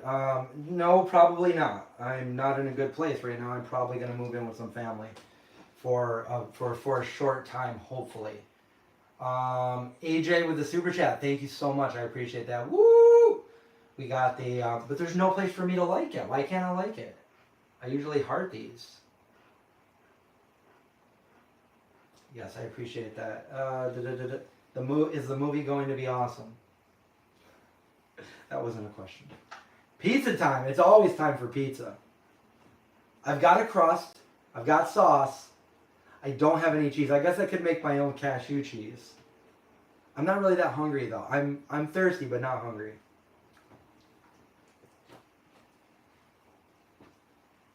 I hope I get to make the movie's made. The movie's done. Like, there's things that I need to, you know, keep going on it, but like technically I could watch it right now. Like, you guys could come over, I could set up the TV, we could watch the movie in its entirety. The credits aren't in it, and it's color corrected, it looks nice, but I need to color grade it. So color correction is to get all the colors to look the way they should be, and then a color grade is like the look of the movie. So I need to put a look over it. I gotta come up with a good look for certain scenes and put it over the entire movie. And then after that, I got my guy doing the audio, and I will sync it in the audio. The audio I have right now, it's all there, but it's not professionally mixed. So I put the professional one in there. He's got it sounding real good, like all the background noises. You can hear the crickets, like just everything. It's sounding really good. You put that in there. Now you've got the ambience, the sound, the dialogue, the music, and then that goes together with the movie, which is complete. It's been edited since I think I finished the edit on Easter. So it's edited, and I put special effects in it, visual effects. So I did all that myself. And now there's a couple of things that I got to correct. I think I told you. For example, this isn't giving anything away. There's like a classroom. There's supposed to be a science classroom, and I didn't notice this until just now. But when people walk in, it says English. I guess technically that shouldn't really matter, because I've been to many different classes when I was in high school or even college that was, you know, we used the room for a different class than it actually was. But I think for terms of a movie, people are going to be like, well, why does it say that? That's science, not English. So that's just something that I have to correct. And then there's another annoying part that I probably can correct, and I don't have to, but it's like the timer on the stove is like blinking, and I don't like that. So I'm going to try to fix that if I can in post-production. Other than that, you know, it's I could show it to somebody right now, and it looks good, it sounds good, but we're waiting for it to sound better, more professional, and then, like I said, I cut a trailer, make a trailer, and we put it out there, and we hope that all the vegans support it, everybody shares it, everybody talks about it, and then hopefully we can have the same thing happen with the horror community. Hopefully they can, I don't know, hopefully I get interviews with different news agencies, you know, within the horror community, the vegan community, and we can really, really promote this, because this is way more than just me. This is my attempt at promoting veganism in a creative way, like where some people don't want to. Whoa, Angela, thank you so much for that super chat. Would you be open to doing a GoFundMe? I'm sure people would donate. Well, I guess I could only speak for me and my family. Love you. Thank you so much for that super chat. You know, we did this entire movie through Kickstarter. Original, we were going to do a second one for the post-production, but I'd rather not do that. I'd rather see if we can continue with what we're doing, because I've put so much time into it myself that, like, I've already done it all. Like, so it's almost done. And I'll tell you this, I'll never do this again and not get paid. But I did it this time. Hopefully this movie makes it to the point where people want to see a second one, and then I get funding to make a second one where people can get paid. I mean, I paid everybody except for myself. And there are people that have done this, that have donated their time as well. I've got producers and I've got other friends and family that donated their time. But as far as doing a second movie, I would like to have a proper budget where, you know, like there's people, like I was doing the job of like 10 people, you know, at least 5 people at any given time. And it was really hard, you know, so like it would have been great to have somebody else that could manage the stuff while I was directing and doing other things. But it's a very minimum. I do want to make a sequel because there is more to the story when this one ends. And if enough people watch it and enough people like it, then I could get funding for it, or we could do another Kickstarter and just raise 5 times the amount of money we raised for this one, you know? So, you know, that's the only thing. Like, I learned so much by making this. I learned so many things by making this movie. So many things went wrong, which, you know, maybe I'll tell those stories a different day, but I just want to focus on, like, the positive things, and that we have a movie coming out and we're excited about it. And, you know, a lot of people came together to make this happen, and yes, so I'm super excited, you know. This is all I've been working on for all of this year, you know, all of this year and the end of last year.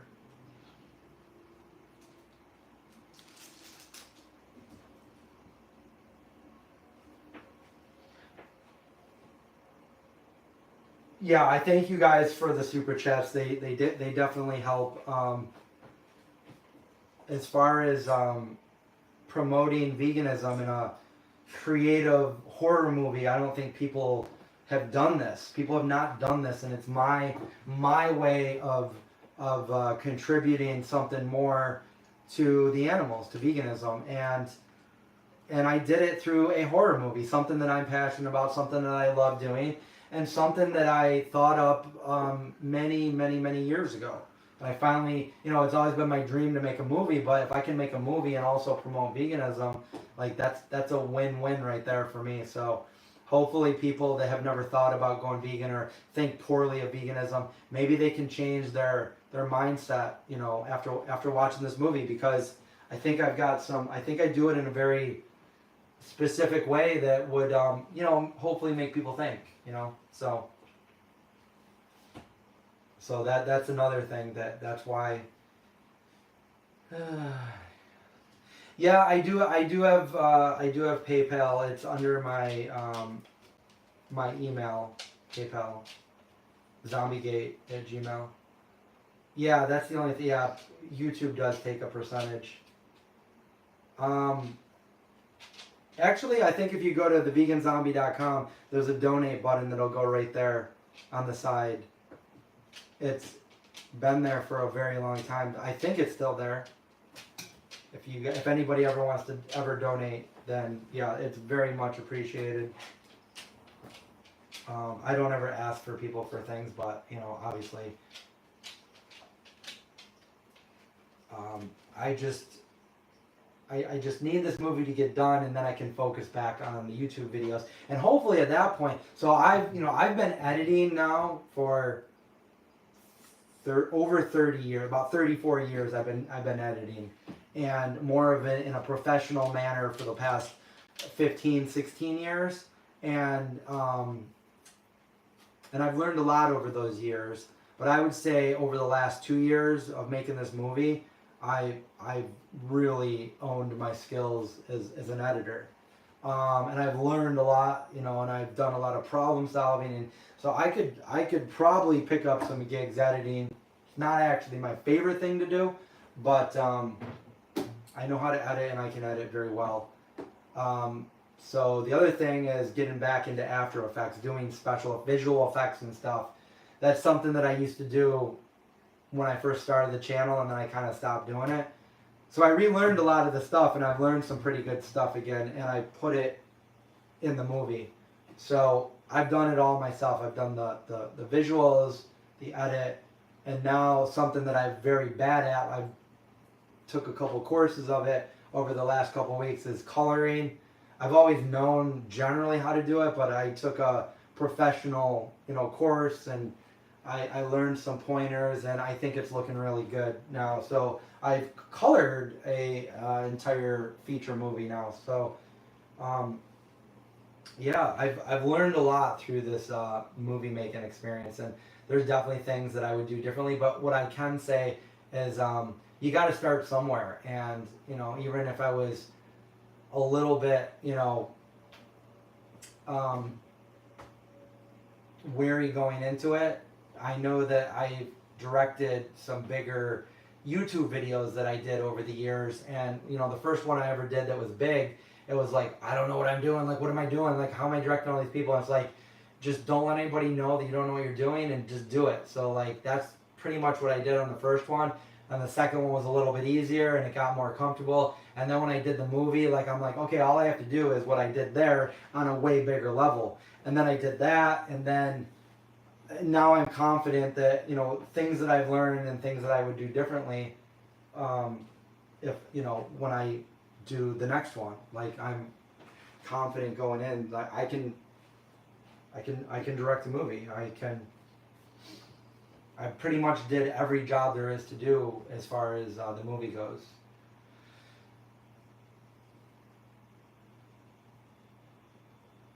Well, Linda, I hope so. I hope people think that it's amazing, but honestly, I don't really want to tell people that it's amazing, because I don't want people to get their hopes up and then be like, well, this wasn't as good as I was hoping.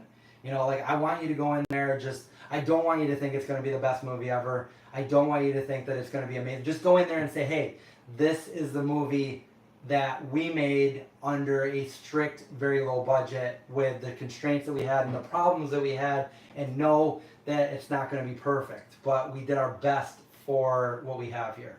I can say that I did my best, but I'm not going to say that it's going to be the best movie you're going to ever watch. And if it's your favorite movie, then yeah, you're on my best friend list, because I don't think it's going to be anybody's favorite movie, but for me, it's near and dear to my heart. It's got my precious little Indy in it, and that's his.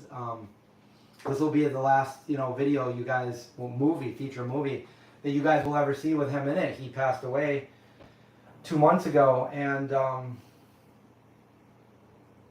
you know, we filmed it at the right time, because if we filmed it a year later, I don't think he could have done it. And so just the timing was perfect, and you guys will be able to see Indy, you know, the last time you'll be able to see him. And it's and I think it's really, his parts are really good, and they really help push the story along. He is the story pretty much, so.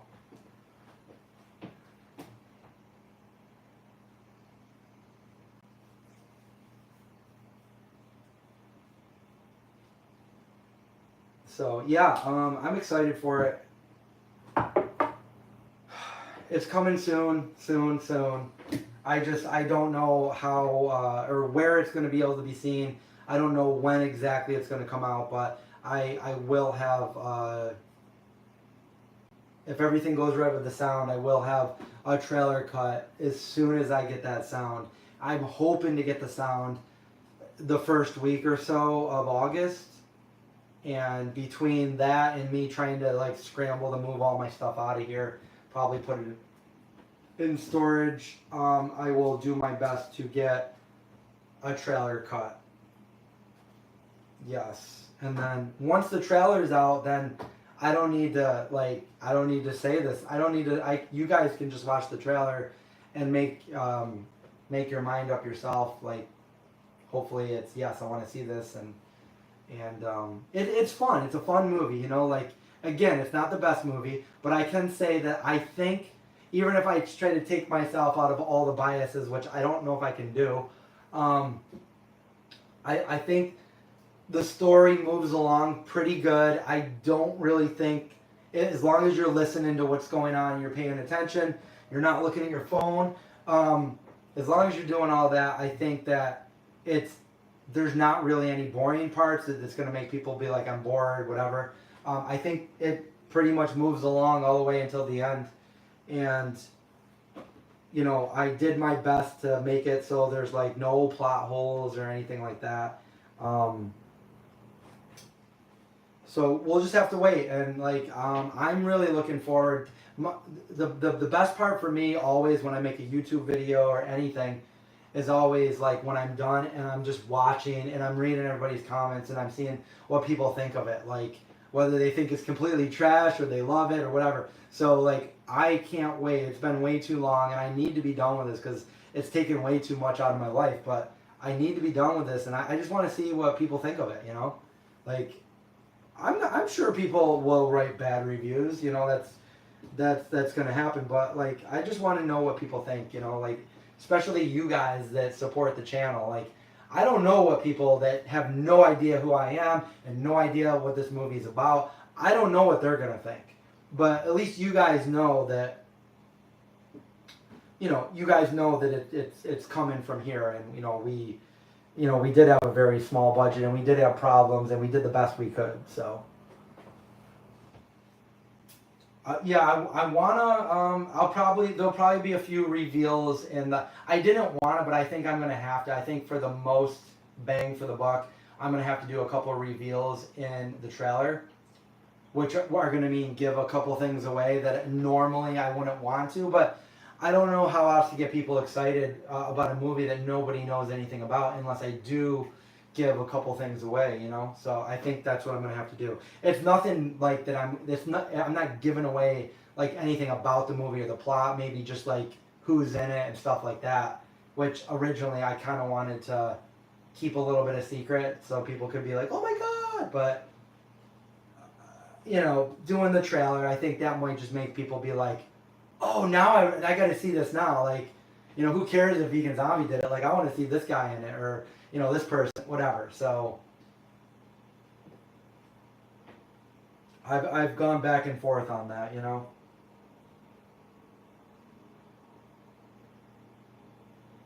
I know there's a lot of you guys out there that support it, that have been listening to this for years, and you're excited to watch it. You can't wait to watch it. I mean, I've seen it so many times I know every little part of every little, when it's done, I probably don't even want to see it. I just want to like give it to you guys to watch. I've seen it too many times. I'm only going over it again. I'm going through every little clip to color that. So like, there's thousands of clips throughout the whole movie. So I know every little part of every, you know, like I've done it like over and over. And then when I go over it again, I'm going to have to make sure there's no mistakes and all that kind of thing. So it's very tedious and time consuming. It is a horror movie. It's got zombies in it. I will tell you, I've already said this tonight, but I don't think it's scary. So if you don't like scary movies, I think this is a movie that you'll be able to it's a zombie movie. Like there's zombies, you know, but it's not really scary.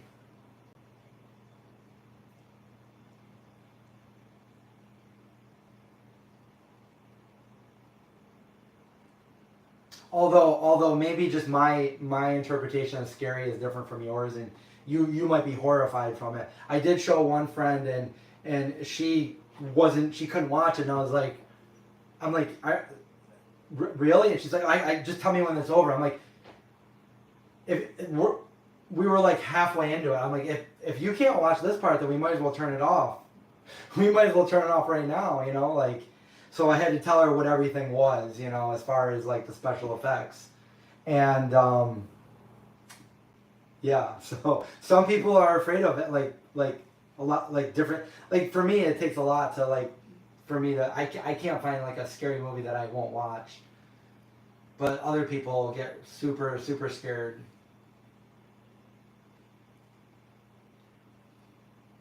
Oh, it used to be like that. Start out with old horror. Yeah, if you're trying to watch, like if you don't watch horror movies and you're trying to watch something like in the horror genre, I would say go with something like the original Night of the Living Dead, Dawn of the Dead. I don't think either one of those are scary, especially maybe they were when they first came out in 1968, but for today's day and they're not scary. And Shaun of the Dead, that's another one. That's a good zombie movie that's not scary. It's humorous, it's funny, but it's well done. Satire. I would start with those movies, and when my movie comes out, definitely check out my movie. It's really not scary.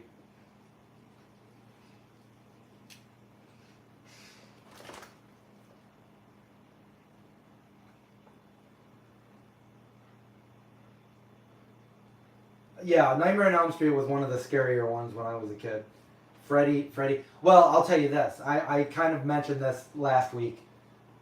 Um, so Freddy takes place at the beginning, and it's an old, creepy looking boiler room, and we have something that looks exactly like that. It's the basement of Hotel Syracuse, which was built in 1912. It looks absolutely horrifying, and we were able to film there. So that's one of the scenes from the movie. I might put it in the trailer, you know, for maximum scare, you know.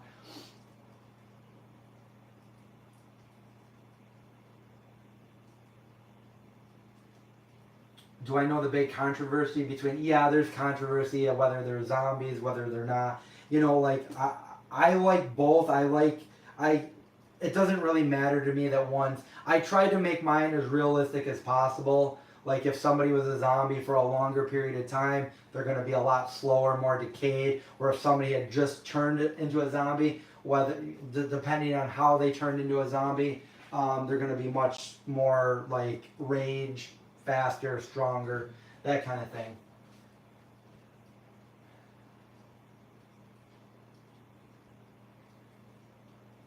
What makes a horror scary and what makes, I mean, certain things are just like frightening, just terrifying.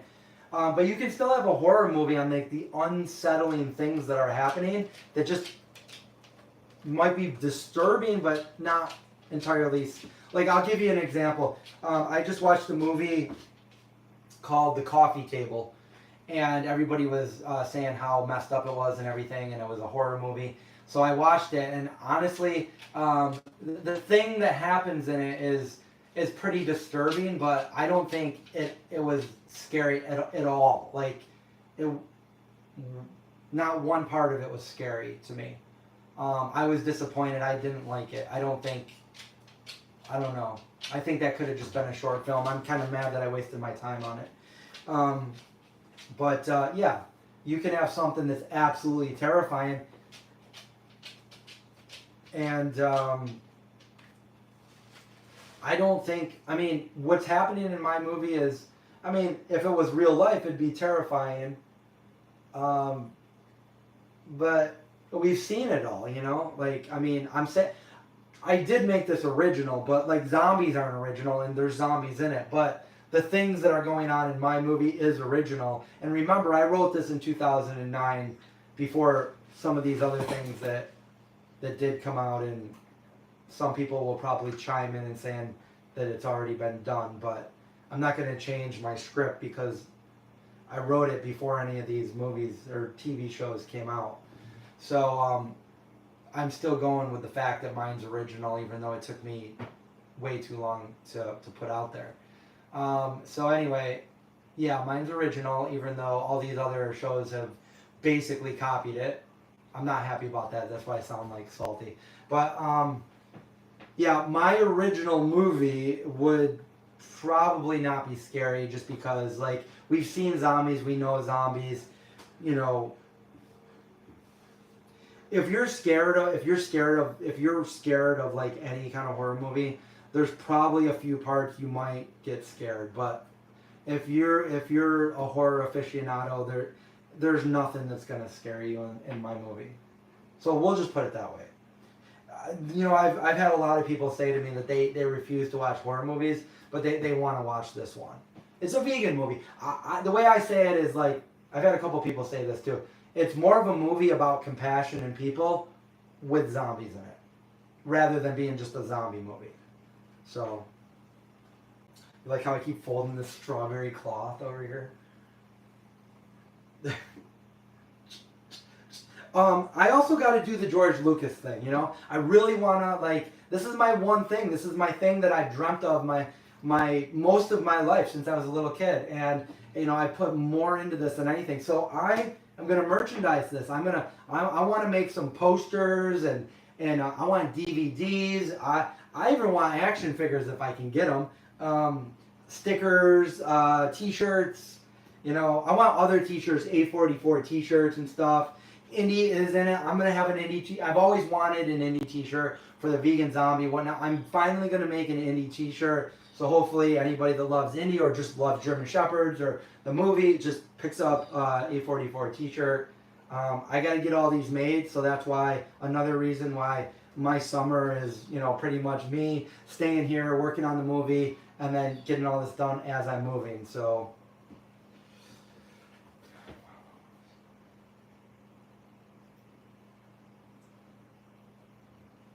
you muted me because you're afraid that I was talking about a movie that gave you nightmares. Okay. I wasn't saying, I think I know what you mean, but I wasn't really talking about any detail about it other than like the location they used for that movie. Right, that's true. More dates, more fiber. The good zombie movies, if you look at them, they're not really about zombies. They're about a bigger issue. And the main villain isn't, the thing to watch out for, the main villain isn't even really the zombies. There's always something else in there, and that's true in my movie.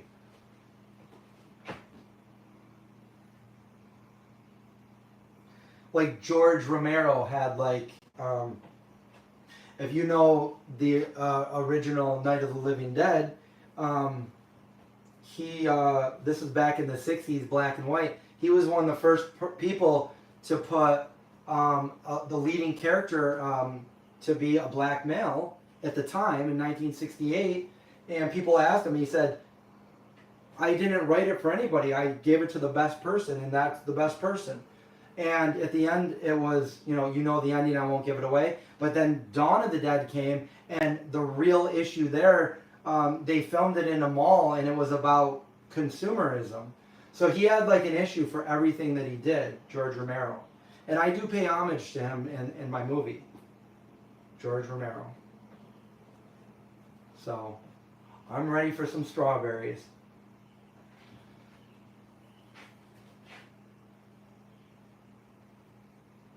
Oh, you muted me when I was talking about that other thing, what I won't talk about, with that sweater.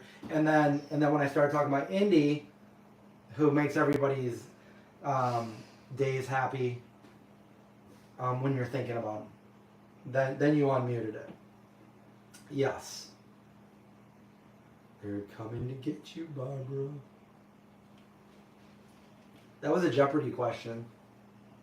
They're coming to get you, Barbara. 2 hours. We've been doing this for 2 hours? Wow. 7, 6, 5.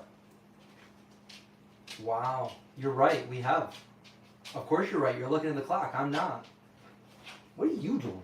Are you going to help me cook? What are we making? What are we making? What are we making? You got some bad breath.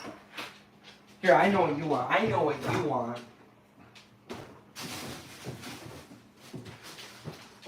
So, my boys, Indy loves carrots. And Zeke's no stranger to his carrots. Here. Get it. Get it again. They want to see you get it. Here. There you go. My dogs eat healthy. Real healthy. So.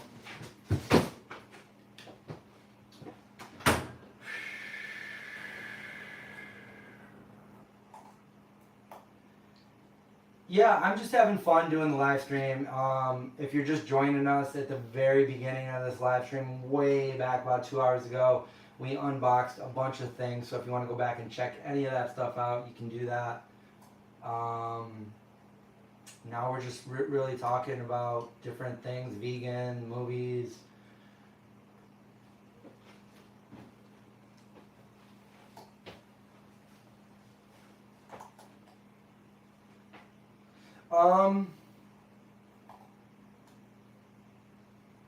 Yeah, George Romero, he made Night of the Living Dead, originally called Night of the Flesh Eaters, and he had his copyright, everything. They said they didn't want it. They said Night of the Living Dead. He said, okay, we're going to go with that. And when they put the new title on there, they accidentally took out the copyright, and he made no money on it. And to this day, they don't know for sure, but that could be the most viewed movie in existence, because everybody, if you notice, you can use that movie because there's no copyright. So they used it all over Europe and Asia, other parts of the world, China. They use this movie everywhere, and you can see this movie in so many movies have this movie playing in the background, because you can literally play it in the background.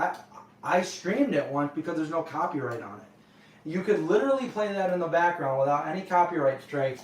Poor George Romero. So he might have had the most viewed movie in existence and not known it. Well, I mean, I'm sure he knew it, but he didn't know exactly how many people took his movie. And he loved he made movies similar to like non-Hollywood movies. I think Return of the Living Dead was his first Hollywood one, and he didn't like it. He had no control. He did not like doing it. And he went back to doing like private, independent movies. And yeah, George was awesome. I used to watch all of his behind the scenes. He just seemed, I really wanted to, like I see all these like celebrities, they come, they go, they pass away, and I'm like, that sucks. But when George Romero passed away, I was like, seriously, I'm like, no, like I wanted to meet him, and I never got to meet him. I went to his Hollywood his Hollywood Walk of Fame. And I went out there when I was at the vegan YouTube house. Took me a while to find it, but I finally found it. I'm coming to get you, Barbara.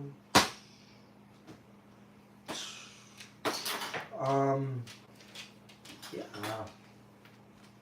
What was the other? Oh, there was one more thing I was going to say. I was going to say one more thing about the movie, but it slipped my mind. We started talking about other things.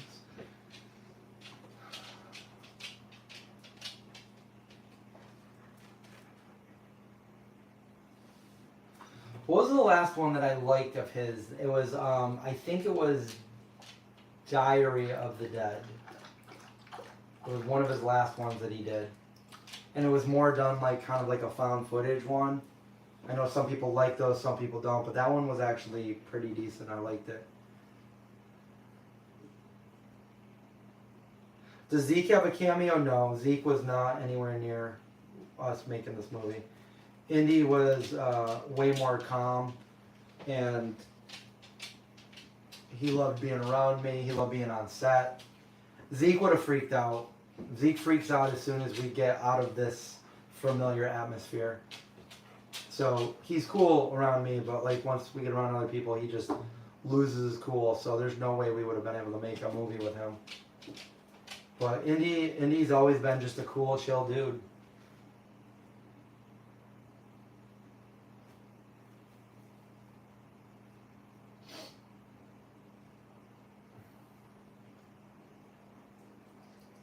Hey Angela, go start your dinner, and it's 8 here, so I should probably get going too.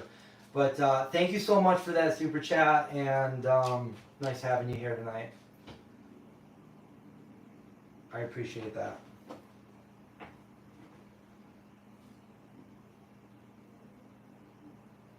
But hey, if what did we use for blood? We had a couple different things. Mainly, we had like Caro syrup. It was the cheapest thing for us to use, and we tried, you know, the reds and stuff, but we realized that, you know, this was we wanted the blood in the movie to mainly for most of the scenes to be very dark, like almost black. So we tried to make the blood as black, and we had like this goo and stuff. And we pretty much put it in everybody's mouth. We're like, come on, you need some more of this. Like, make it come down. You know, like, it looks pretty terrifying. And we had, I had to buy a bunch of those contact that totally white your eye out, all foggy. And we had to try to get people to wear those. And half of the people could wear them and half of the people couldn't. And the people that couldn't wear them, I had to do the painstaking task of using my CGI and After Effects and paint it on their eyes and tracked it. It was not fun. But I think some of the scenes look pretty creepy now because of it. Bedtime for recycle. Is it really that late? Most vegan cheeses have coconut. That is true. I don't have any vegan cheese in my house because for the most part, unless we're doing live streams and stuff, I don't buy it. I do have my favorites and stuff. I mean, Miyoko's is full of it, full of coconut oil. And that's not necessarily bad. You know, some people are fine with coconut oil.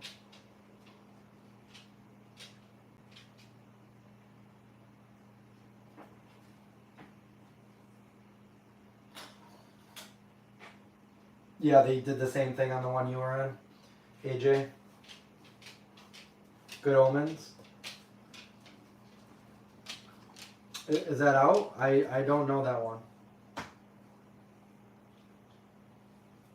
Yeah, I was saying that earlier. I might make cashew cheese for my pizza. But I don't think I'm going to have pizza tonight. I don't. You know, oh, you know what I could do? I don't want to give it away, but I bought something for an actual YouTube video that you guys aren't going to guess, but like I was talking about it a couple weeks ago. So I might do that, you know, for dinner.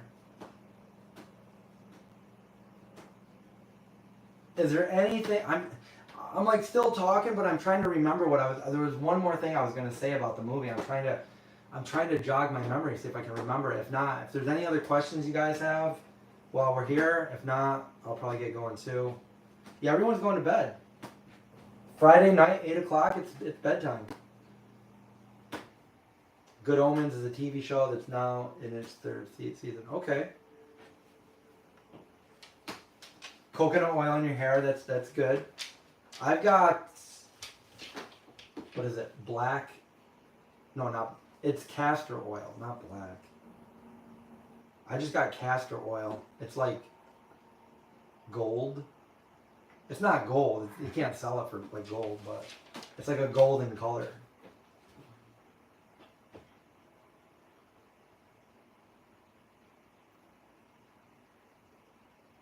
I was going to say something about my movie and the copyright.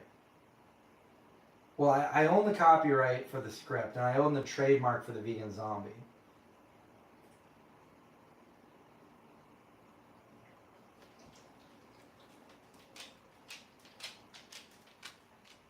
Castor oil is good for everything? Good, because I was using it to heal anything that I might have that I don't know, you know? Whew. Good to know. I actually bought that when I thought I was losing my hair, when I was losing my hair. So I was putting that in there too. But, hey. I don't think I'm going to remember what I don't know, something about the movie. It's good for your skin? Good, good. What are you doing? Are you here for another carrot? Say hi to the folks at home. Yeah. Are you a good boy? You got your little zombie crew thing on? Yeah? Yes. Yes. What are you doing? Okay, okay. No, I did not use, I used Premiere Pro.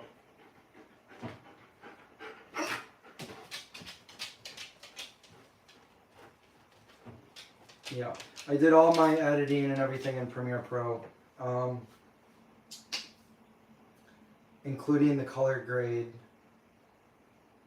which I looked into DaVinci, but I couldn't get it working. Frankincense.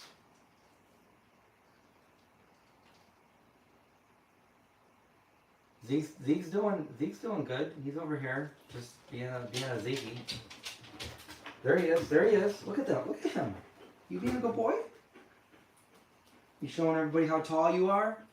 Look at you. What are you doing? I don't know.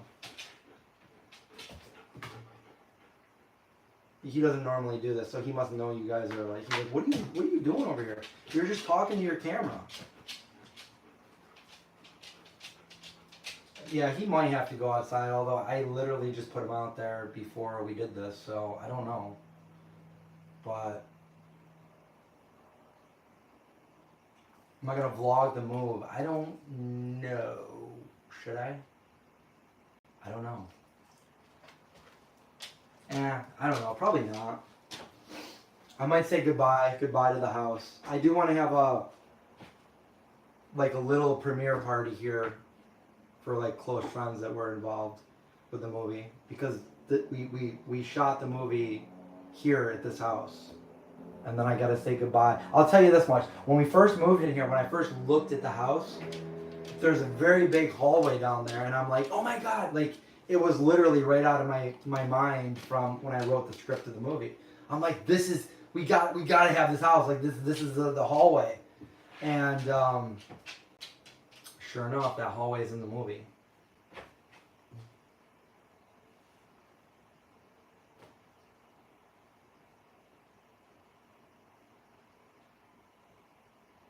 You'd watch it?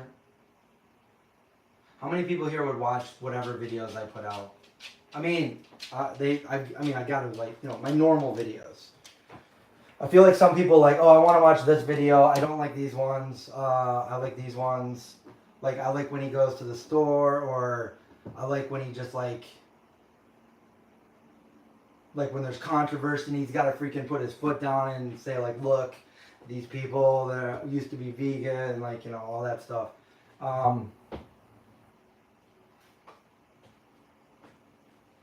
Yeah, I vlogged moving into the house. December 2020. 21? December 22, 23, 20. Yeah, I think it was 21. You like all my videos? Thank you. Thank you, thank you.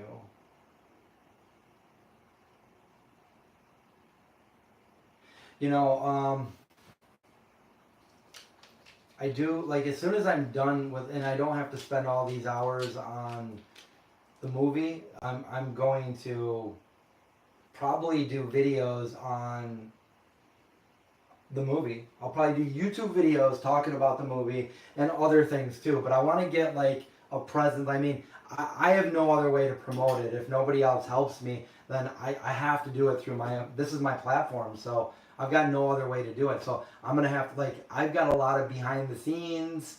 I've got a lot, the making of, all that stuff. Like, I've got videos that I can, just put together and say, come on, like, the making of a movie, after it's all said and done and ready.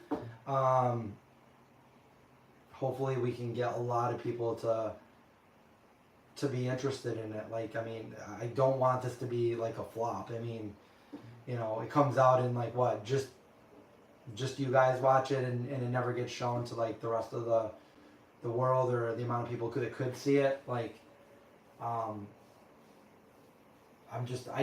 need to be able to figure out how to promote it.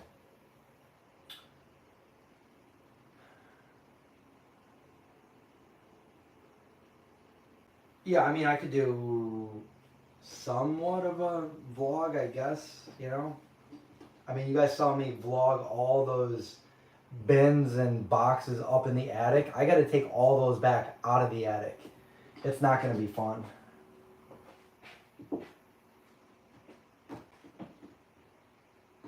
The store hauls. Yeah, I mean, I feel like that's what people like too. Like when I went to the different stores. And when I went out to California and I would meet up with Cesar and we would go to all the different vegan places in LA and Inland Empire and that was like so fun. I wish I could do that all the time. I never go to restaurants out here. Like when I went out there, we would go to every vegan restaurant we could possibly go, and those videos were fun.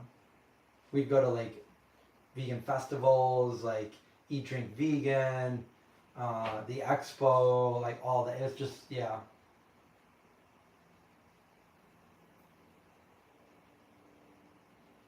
Yeah, Prime would probably be easier than like say Netflix or something like that. There is a movie on Prime that my friend did that I'm an extra in. It's just it's like a 6-minute movie. And if anyone ever saw it, they would never know it was even me. But that was fun making that. That was a long time ago, probably 2010 or 11.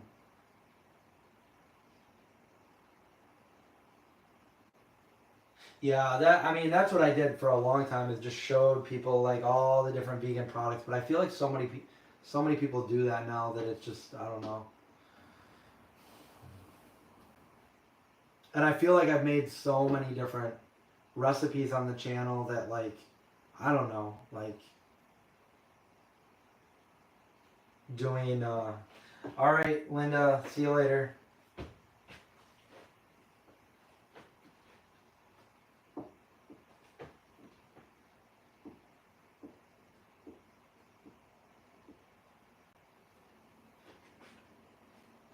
No, Craig is over in Europe right now. I think he was in the Netherlands today or yesterday. I don't know where he is actually. I didn't even know he was going. I just started seeing his like Instagram stories. No, John comes over every Monday. Did I ever eat mac and cheese with ketchup and hot dogs? Yes, but I know some people that put ketchup straight on their mac and cheese, and I don't like to do that. But if it gets on it through the hot dog, then I'll definitely eat it.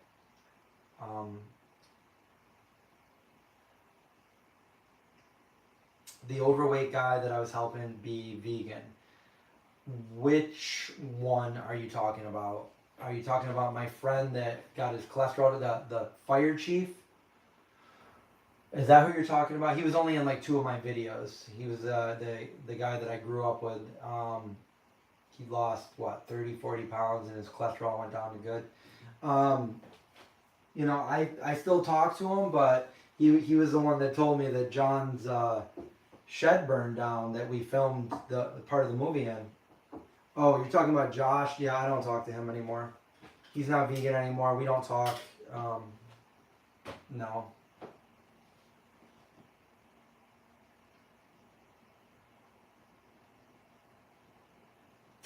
What do I think of the craft? We did a little review on that. How many times ago? 2 or 3 weeks ago. We made it here for me, Craig, and John. And I liked it. It was good.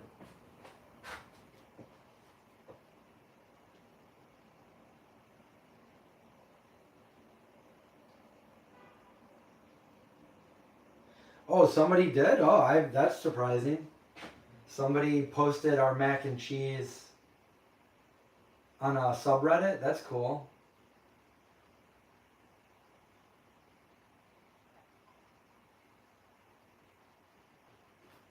Yeah, that's some good mac and cheese. That when whenever I go somewhere for like a potluck, I usually make that and people love it.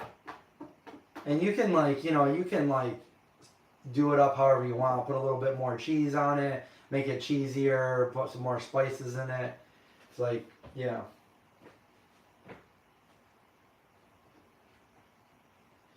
Oh wait, Nadamu ice cream.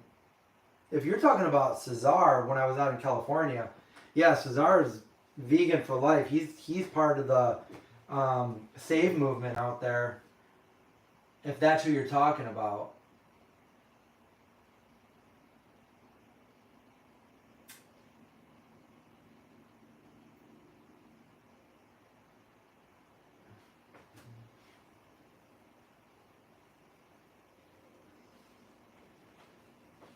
Yeah, witchy vegan. I mean, I do like the house. I've only been here for not even almost 3 years. This is where Indy spent his last days, and you know even in just those 3 years, like it hasn't been all good, but I really do like this house, but you know I can't stay here, so.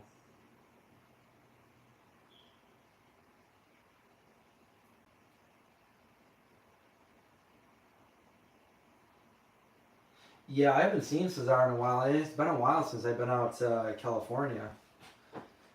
But the last time I was out there, I did hang out with him and Cristal, vegan makeup share, and we were with Craig, and we went to where did we go? We went to Monty's Good Burger, but they were closing down, so we just got some milkshakes, and then we walked around, took some videos. We went to his friend's little sanctuary.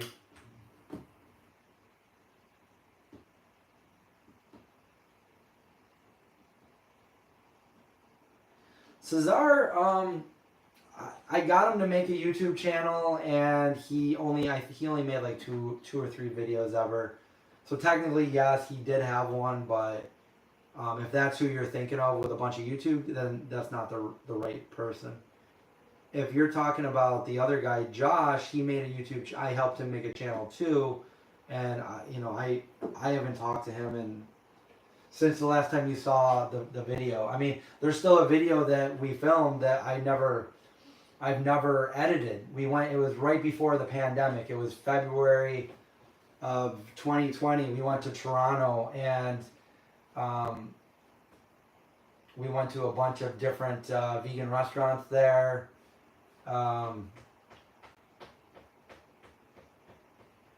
We hung out with my friend Meat Free Athlete. We met up with Vegan Gains.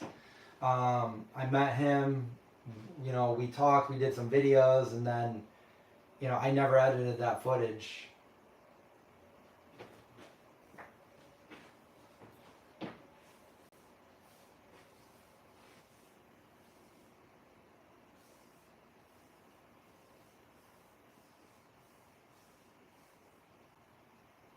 Yeah, the behind the scenes videos are gonna be fun. I'm gonna try to milk them and try to use certain ones and do a whole YouTube video where I'm talking about it and showing some of the stuff. Get people excited about it. I think that these live streams will be even more fun once the movie's out, and we can have a spoilers only kind of chat where if you don't want spoilers, come back after you watch the movie. But for the people that watch the movie, we can talk about it. We can talk if you guys have any questions about any part of the movie or whatever. We can see what your guys' thoughts are. I think that'll be fun.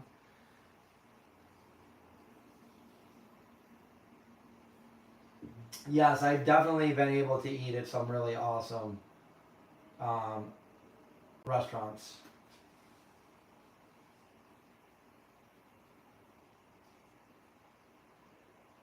How do I know Josh? Because he works for my friend's dad.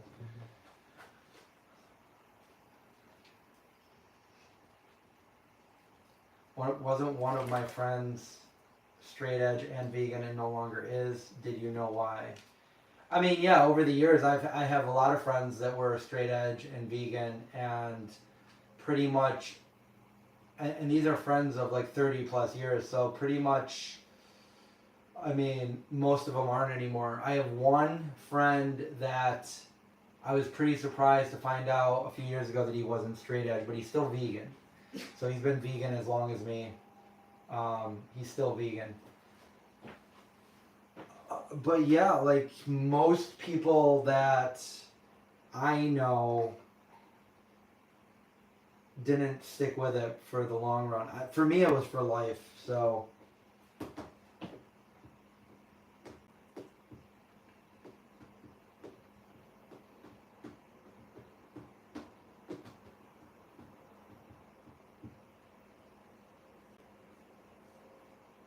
Okay, Kat, so it was Cesar. Okay. Yeah, he's awesome. He just posted One Veg World, which is where I met up with him. So how I met him, so he watched my channel, and him and his mom would watch my channel when they first went vegan.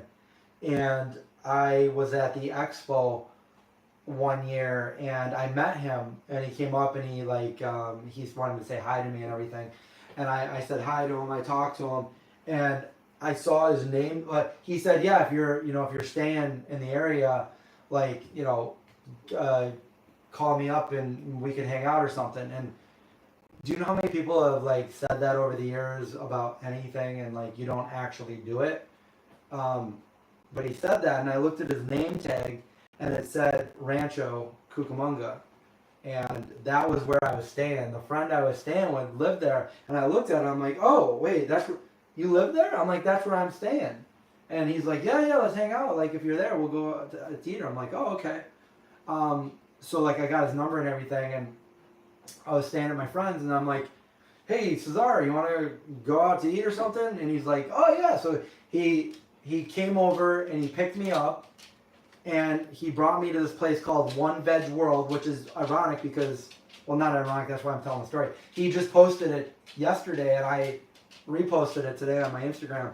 And it was like an all vegan place, and I forget what it was, like the third Wednesday or Thursday of every month, they have like an open all-you-can-eat buffet with all vegan food. So it was that night, and we went there. And he was with his mom, so I met his mom, and his mom is also vegan. She went vegan the same time he did. They did it together. So we went there, and I have a whole video of it. You can go watch the whole video of me meeting his mom. And he brought like his own container of Nadamu with him. I thought that was kind of strange, but he would do stuff like that, like always trying to promote vegan companies and stuff like that. And so we went in there and we got all you can eat, and the dessert. I'm like, he's on like plate 2 or 3. I'm like, I could only eat half a plate, like whatever. But yeah, so it was nice to know that they're still doing that, because I heard that they stopped doing it for a while, but he just posted them again. So One Veg World, I don't know. I think it's in the Inland Empire down in LA area, Rancho Cucamonga. That's where he lives. So, do I think it's just wait? I'm missing it. What's social pressure? Yeah, we did a lot. We would go to, like, he's so charismatic, and he talks to everybody. He knows everyone. He's the nicest guy. He's so outgoing. And so he knows everybody. So he's like, "Oh, you got to come to my friend's restaurant." And he'll start out conversations with vegans and stuff. And we'll go to these vegan places. And, this is a funny story, but so there's a I'm going to shout this guy out. If you guys go out there, Love Amaro Pizza. And this guy makes some really good pizzas. And Cesar's like, we have video of this too. He's like, we went to all these places to eat. He's like, "You got to try my friend's pizza." He makes them right out of his apartment. And I'm like, okay, so cool. So we go there. I mean, he's got his own place now, I believe. I think it was like Riverview. And we go there, and we go in, and he's got this little kitchen. And I'm like, "Do you mind if I, record you making pizzas?" He's got all this pizza dough. He's making some of the best pizzas. He's got his little oven like this, and it's like cranked as high as it can possibly go with some like pizza stones. Those make some of the best pizzas. And he's got all these delicious different kind of pizzas. He's got like a mac and cheese pizza, pesto pizza, like all these different kinds of pizzas. So I believe this is in the video. You can hear this happen in real time. So I got my phone. I'm like, you don't mind if I record? He's like, yeah, go ahead. So I'm like, okay, so what are we making here? Cool. What are you using there? And I go, and I always like to know a little bit more about people. So the name of your company, this, you know, like if you ever see him at any events, definitely get one of his pizzas. They're the best. So I asked him, I go, so you know, what made you do pizzas? How'd you learn how to do pizzas? You know, like how'd you learn pizzas? And he looks at me, and I swear to God, he goes, from your YouTube videos. And I'm like, what? So I'm like interviewing him, and like I didn't even know he knew who that guy was, and I'm trying to do a video with this guy, and he's like, I learned it from you, and I'm like, what? So yeah, if you're ever out there, you ever see him in an event, love Amaro, definitely get some of that pizza. Tell him I sent you.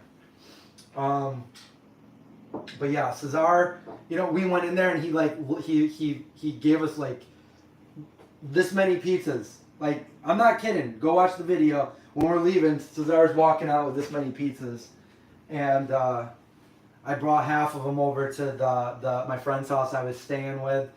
And whenever we go out to LA, we have so much food. And it's such a good time. Cesar's on social media. He doesn't really do content the same that he does with me. He does the pig save movement, so he's always doing pig vigils and stuff like that. So he's very deep into veganism. He's very kind, very compassionate, and when it comes down to doing the fun eating videos, he does that with me. So I'm sure he's done a few of them on his own, but like he mainly does that stuff when I'm in town, and we do these videos where we just like, how many vegan restaurants can we go to in one day?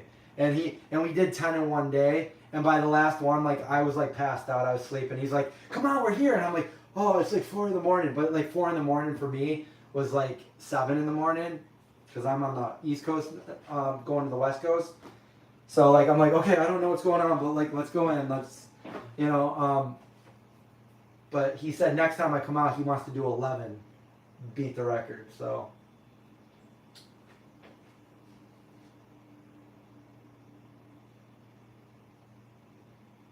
you can look him up. Love Amaro Pizza, I believe it is. Love Amaro. Something like that. I might be saying it wrong, but he's on. The last time I looked him up on social media, it seems like he's doing well. I think. I mean, this is. I probably looked him up maybe 6 months ago. I don't know. Cesar is on there too. Cesar is. There's underscores, but we are all everywhere forever. It's a really long one, but you can look at mine and say that and see him on there. Goals. Thank you, AJ. Appreciate that super chat as always.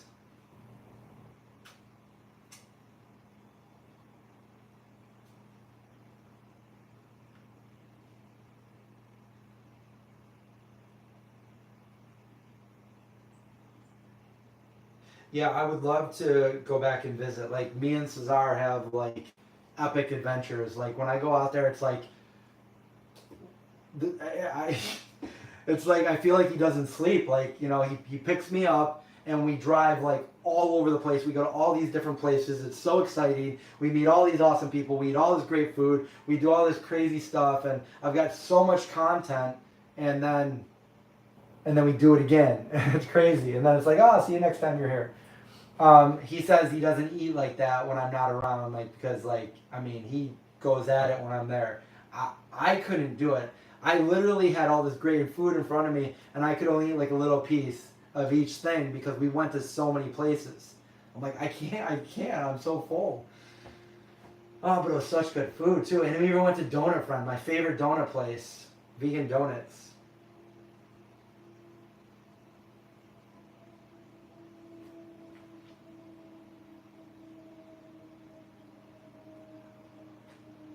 You just popped a day of fire roasted pizza in your air fryer. Yeah, you know what? It's probably about that time. People probably want to get eating their dinner, and they're like, Chris, you need to shut up. We need to conclude this live stream. You know, I need to do, before the movie comes out, we need to do like a 12 or 24 hour stream, right? Where we just like chill. I can watch movies and hang out. What's my favorite donut? Some kind of like the Boston cream ones or something. It's definitely, I forgot all the names of them. The Polar Berry Club is good, but there's I forget what it's called. It's like cut in half, and it's like Boston creamy. I've got pictures of it all over. I can't remember what it's called, but yeah, it's Donut Friend. It's those raised glazed donuts. They're so good.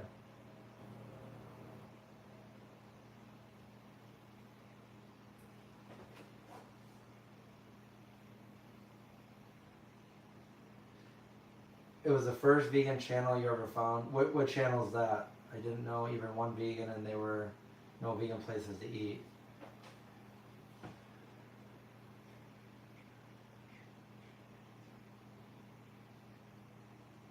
You're waiting for me to cook?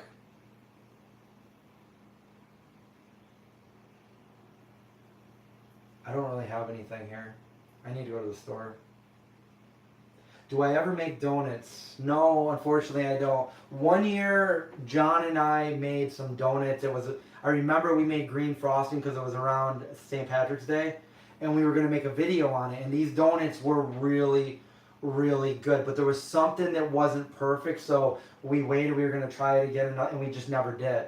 So the one time I did make them, they were near perfect. I probably should have done a video, but we wanted to make them better, and then we just never got back to it, you know? So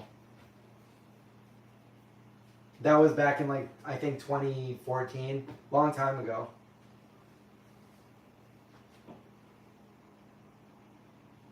Vegan Lean meant my channel. Oh, okay. Well, that's cool. Thank you. My channel. My channel. I'm like just reading it now. I'm like, oh, my channel. Oh, my channel. All in caps. Yeah, once upon a time, if you Google something vegan, my channel would come up. Like almost every video would come up for vegan. Vegan biscuits. Yes, yes. Oh, put a hole in it, fry it? No. Vegan biscuits on their own with like some mashed potatoes or some gravy or both, or cut in half and turned into a breakfast sandwich, or just on its own with a little bit of butter. Put a little bit of frosting on it with those vegan bacon bits.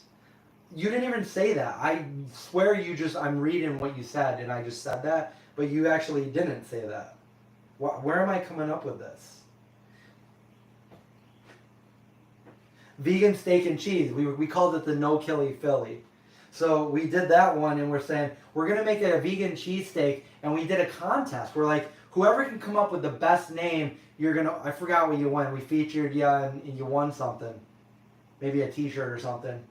And there was No Killy Philly, and this kid won No Killy Philly. We're like, you're the winner. And he's like, oh, okay, I don't even follow the channel. I'm not even vegan, but cool. And I was like, oh, okay. I think that's how it went down. So if you are the one that did it and you are vegan, I'm sorry, but I'm pretty sure that they weren't.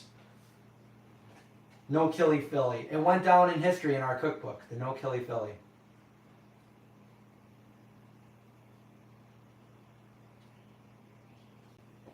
Vegan biscuits made from scratch. You're making me hungry for foods that are not healthy. I'm trying to eat healthy.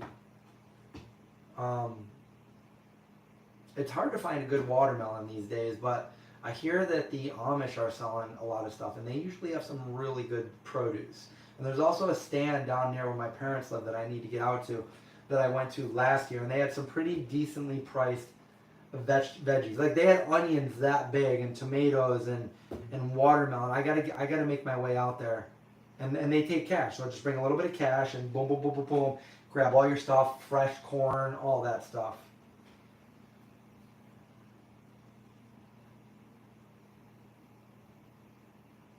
you're raw right now, and well, see, that's why you're making yourself hungry, because you're raw. So just don't be raw, and you won't have that problem.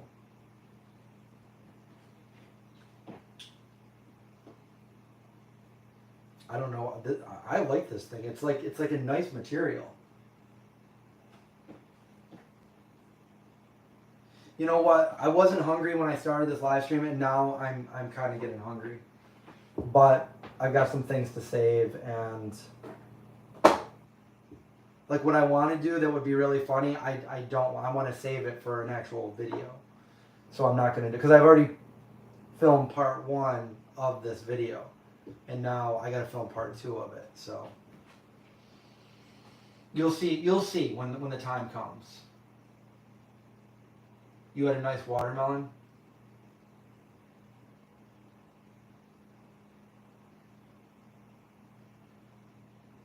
You just hit your vegan fire. See, that just like rolls off the tongue perfect. Fire roasted vegan pizza. That sounds good. I've got a pizza crust. I've already told you. I got a pizza crust. I don't really have anything to put on it though. And I don't really want vegan tuna right now. What do I even have? You know, I've got broccoli. I could have some broccoli.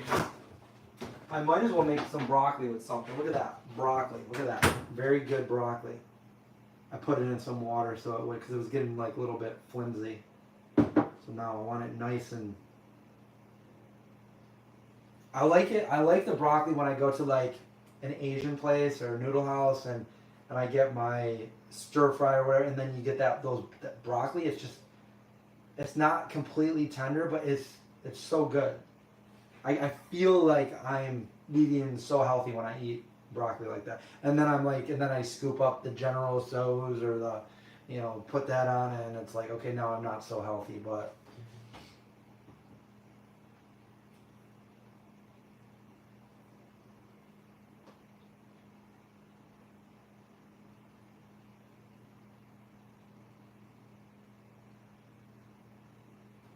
yeah, I did raw for a while. Didn't like it. But what I did make that I never made again, that I probably should make at some point if I can remember what I did to make it, was I made a raw vegan pizza that was really good. But I gotta pull out my dehydrator, which there's no use for me to pull out the dehydrator now that I gotta move. It should stay in the box.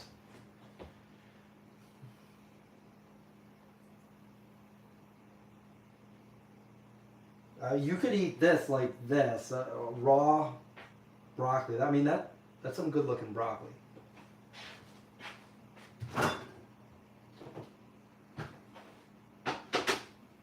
I've also got some blueberries and apples. I mean, everything in my fridge is pretty much raw. I got apples, carrots, oranges, but then I got like some tofurkey slices, so. Yeah, it's hard to get it like the restaurant does, AJ. You try so hard to recreate it. I've come close sometimes. It's oh, what's that one stuff I like? The spicy by gin or whatever. That stuff is so good. It's like so expensive though. It's like $12.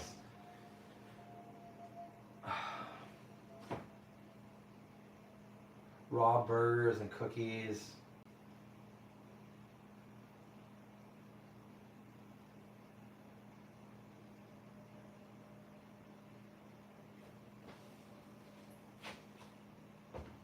Alright guys, well, I feel like it's time for me to figure out what I'm going to eat.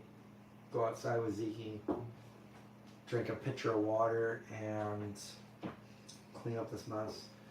My trusty old knife from Germany. Is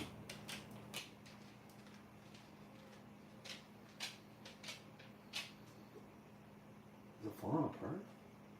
It can't be falling apart right after I said that. I feel like it felt weird. It's not. It's just my imagination. Just my imagination. Isn't that cranberries? Breakfast for dinner. I do that more often than you'd think. I don't want breakfast for dinner. Yeah, this was definitely unexpected. This was unexpected too, right? I knew I had to do this at some point, but this is literally the first live stream that I've done other than the ones that I do every Monday with John because I've just been busy with movies. So, but I knew I had to do it, so there it is. Again, links will be below later on, but for now, I love Indian food a lot. I used to have this Indian place I'd go to here in Syracuse, and they like knew me. They're like, oh, okay, come here. This is vegan, and we're gonna go make you some bread. And like, yeah. I haven't been there in a while.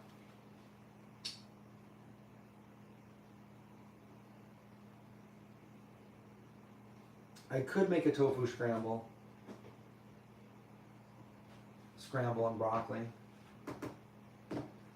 I'll probably eat something not healthy. I don't know. I'm just kidding. All right, guys. Well, thanks for everything. Thanks for the super chats, and we'll see you guys next time when we have Watch Out for Zombies.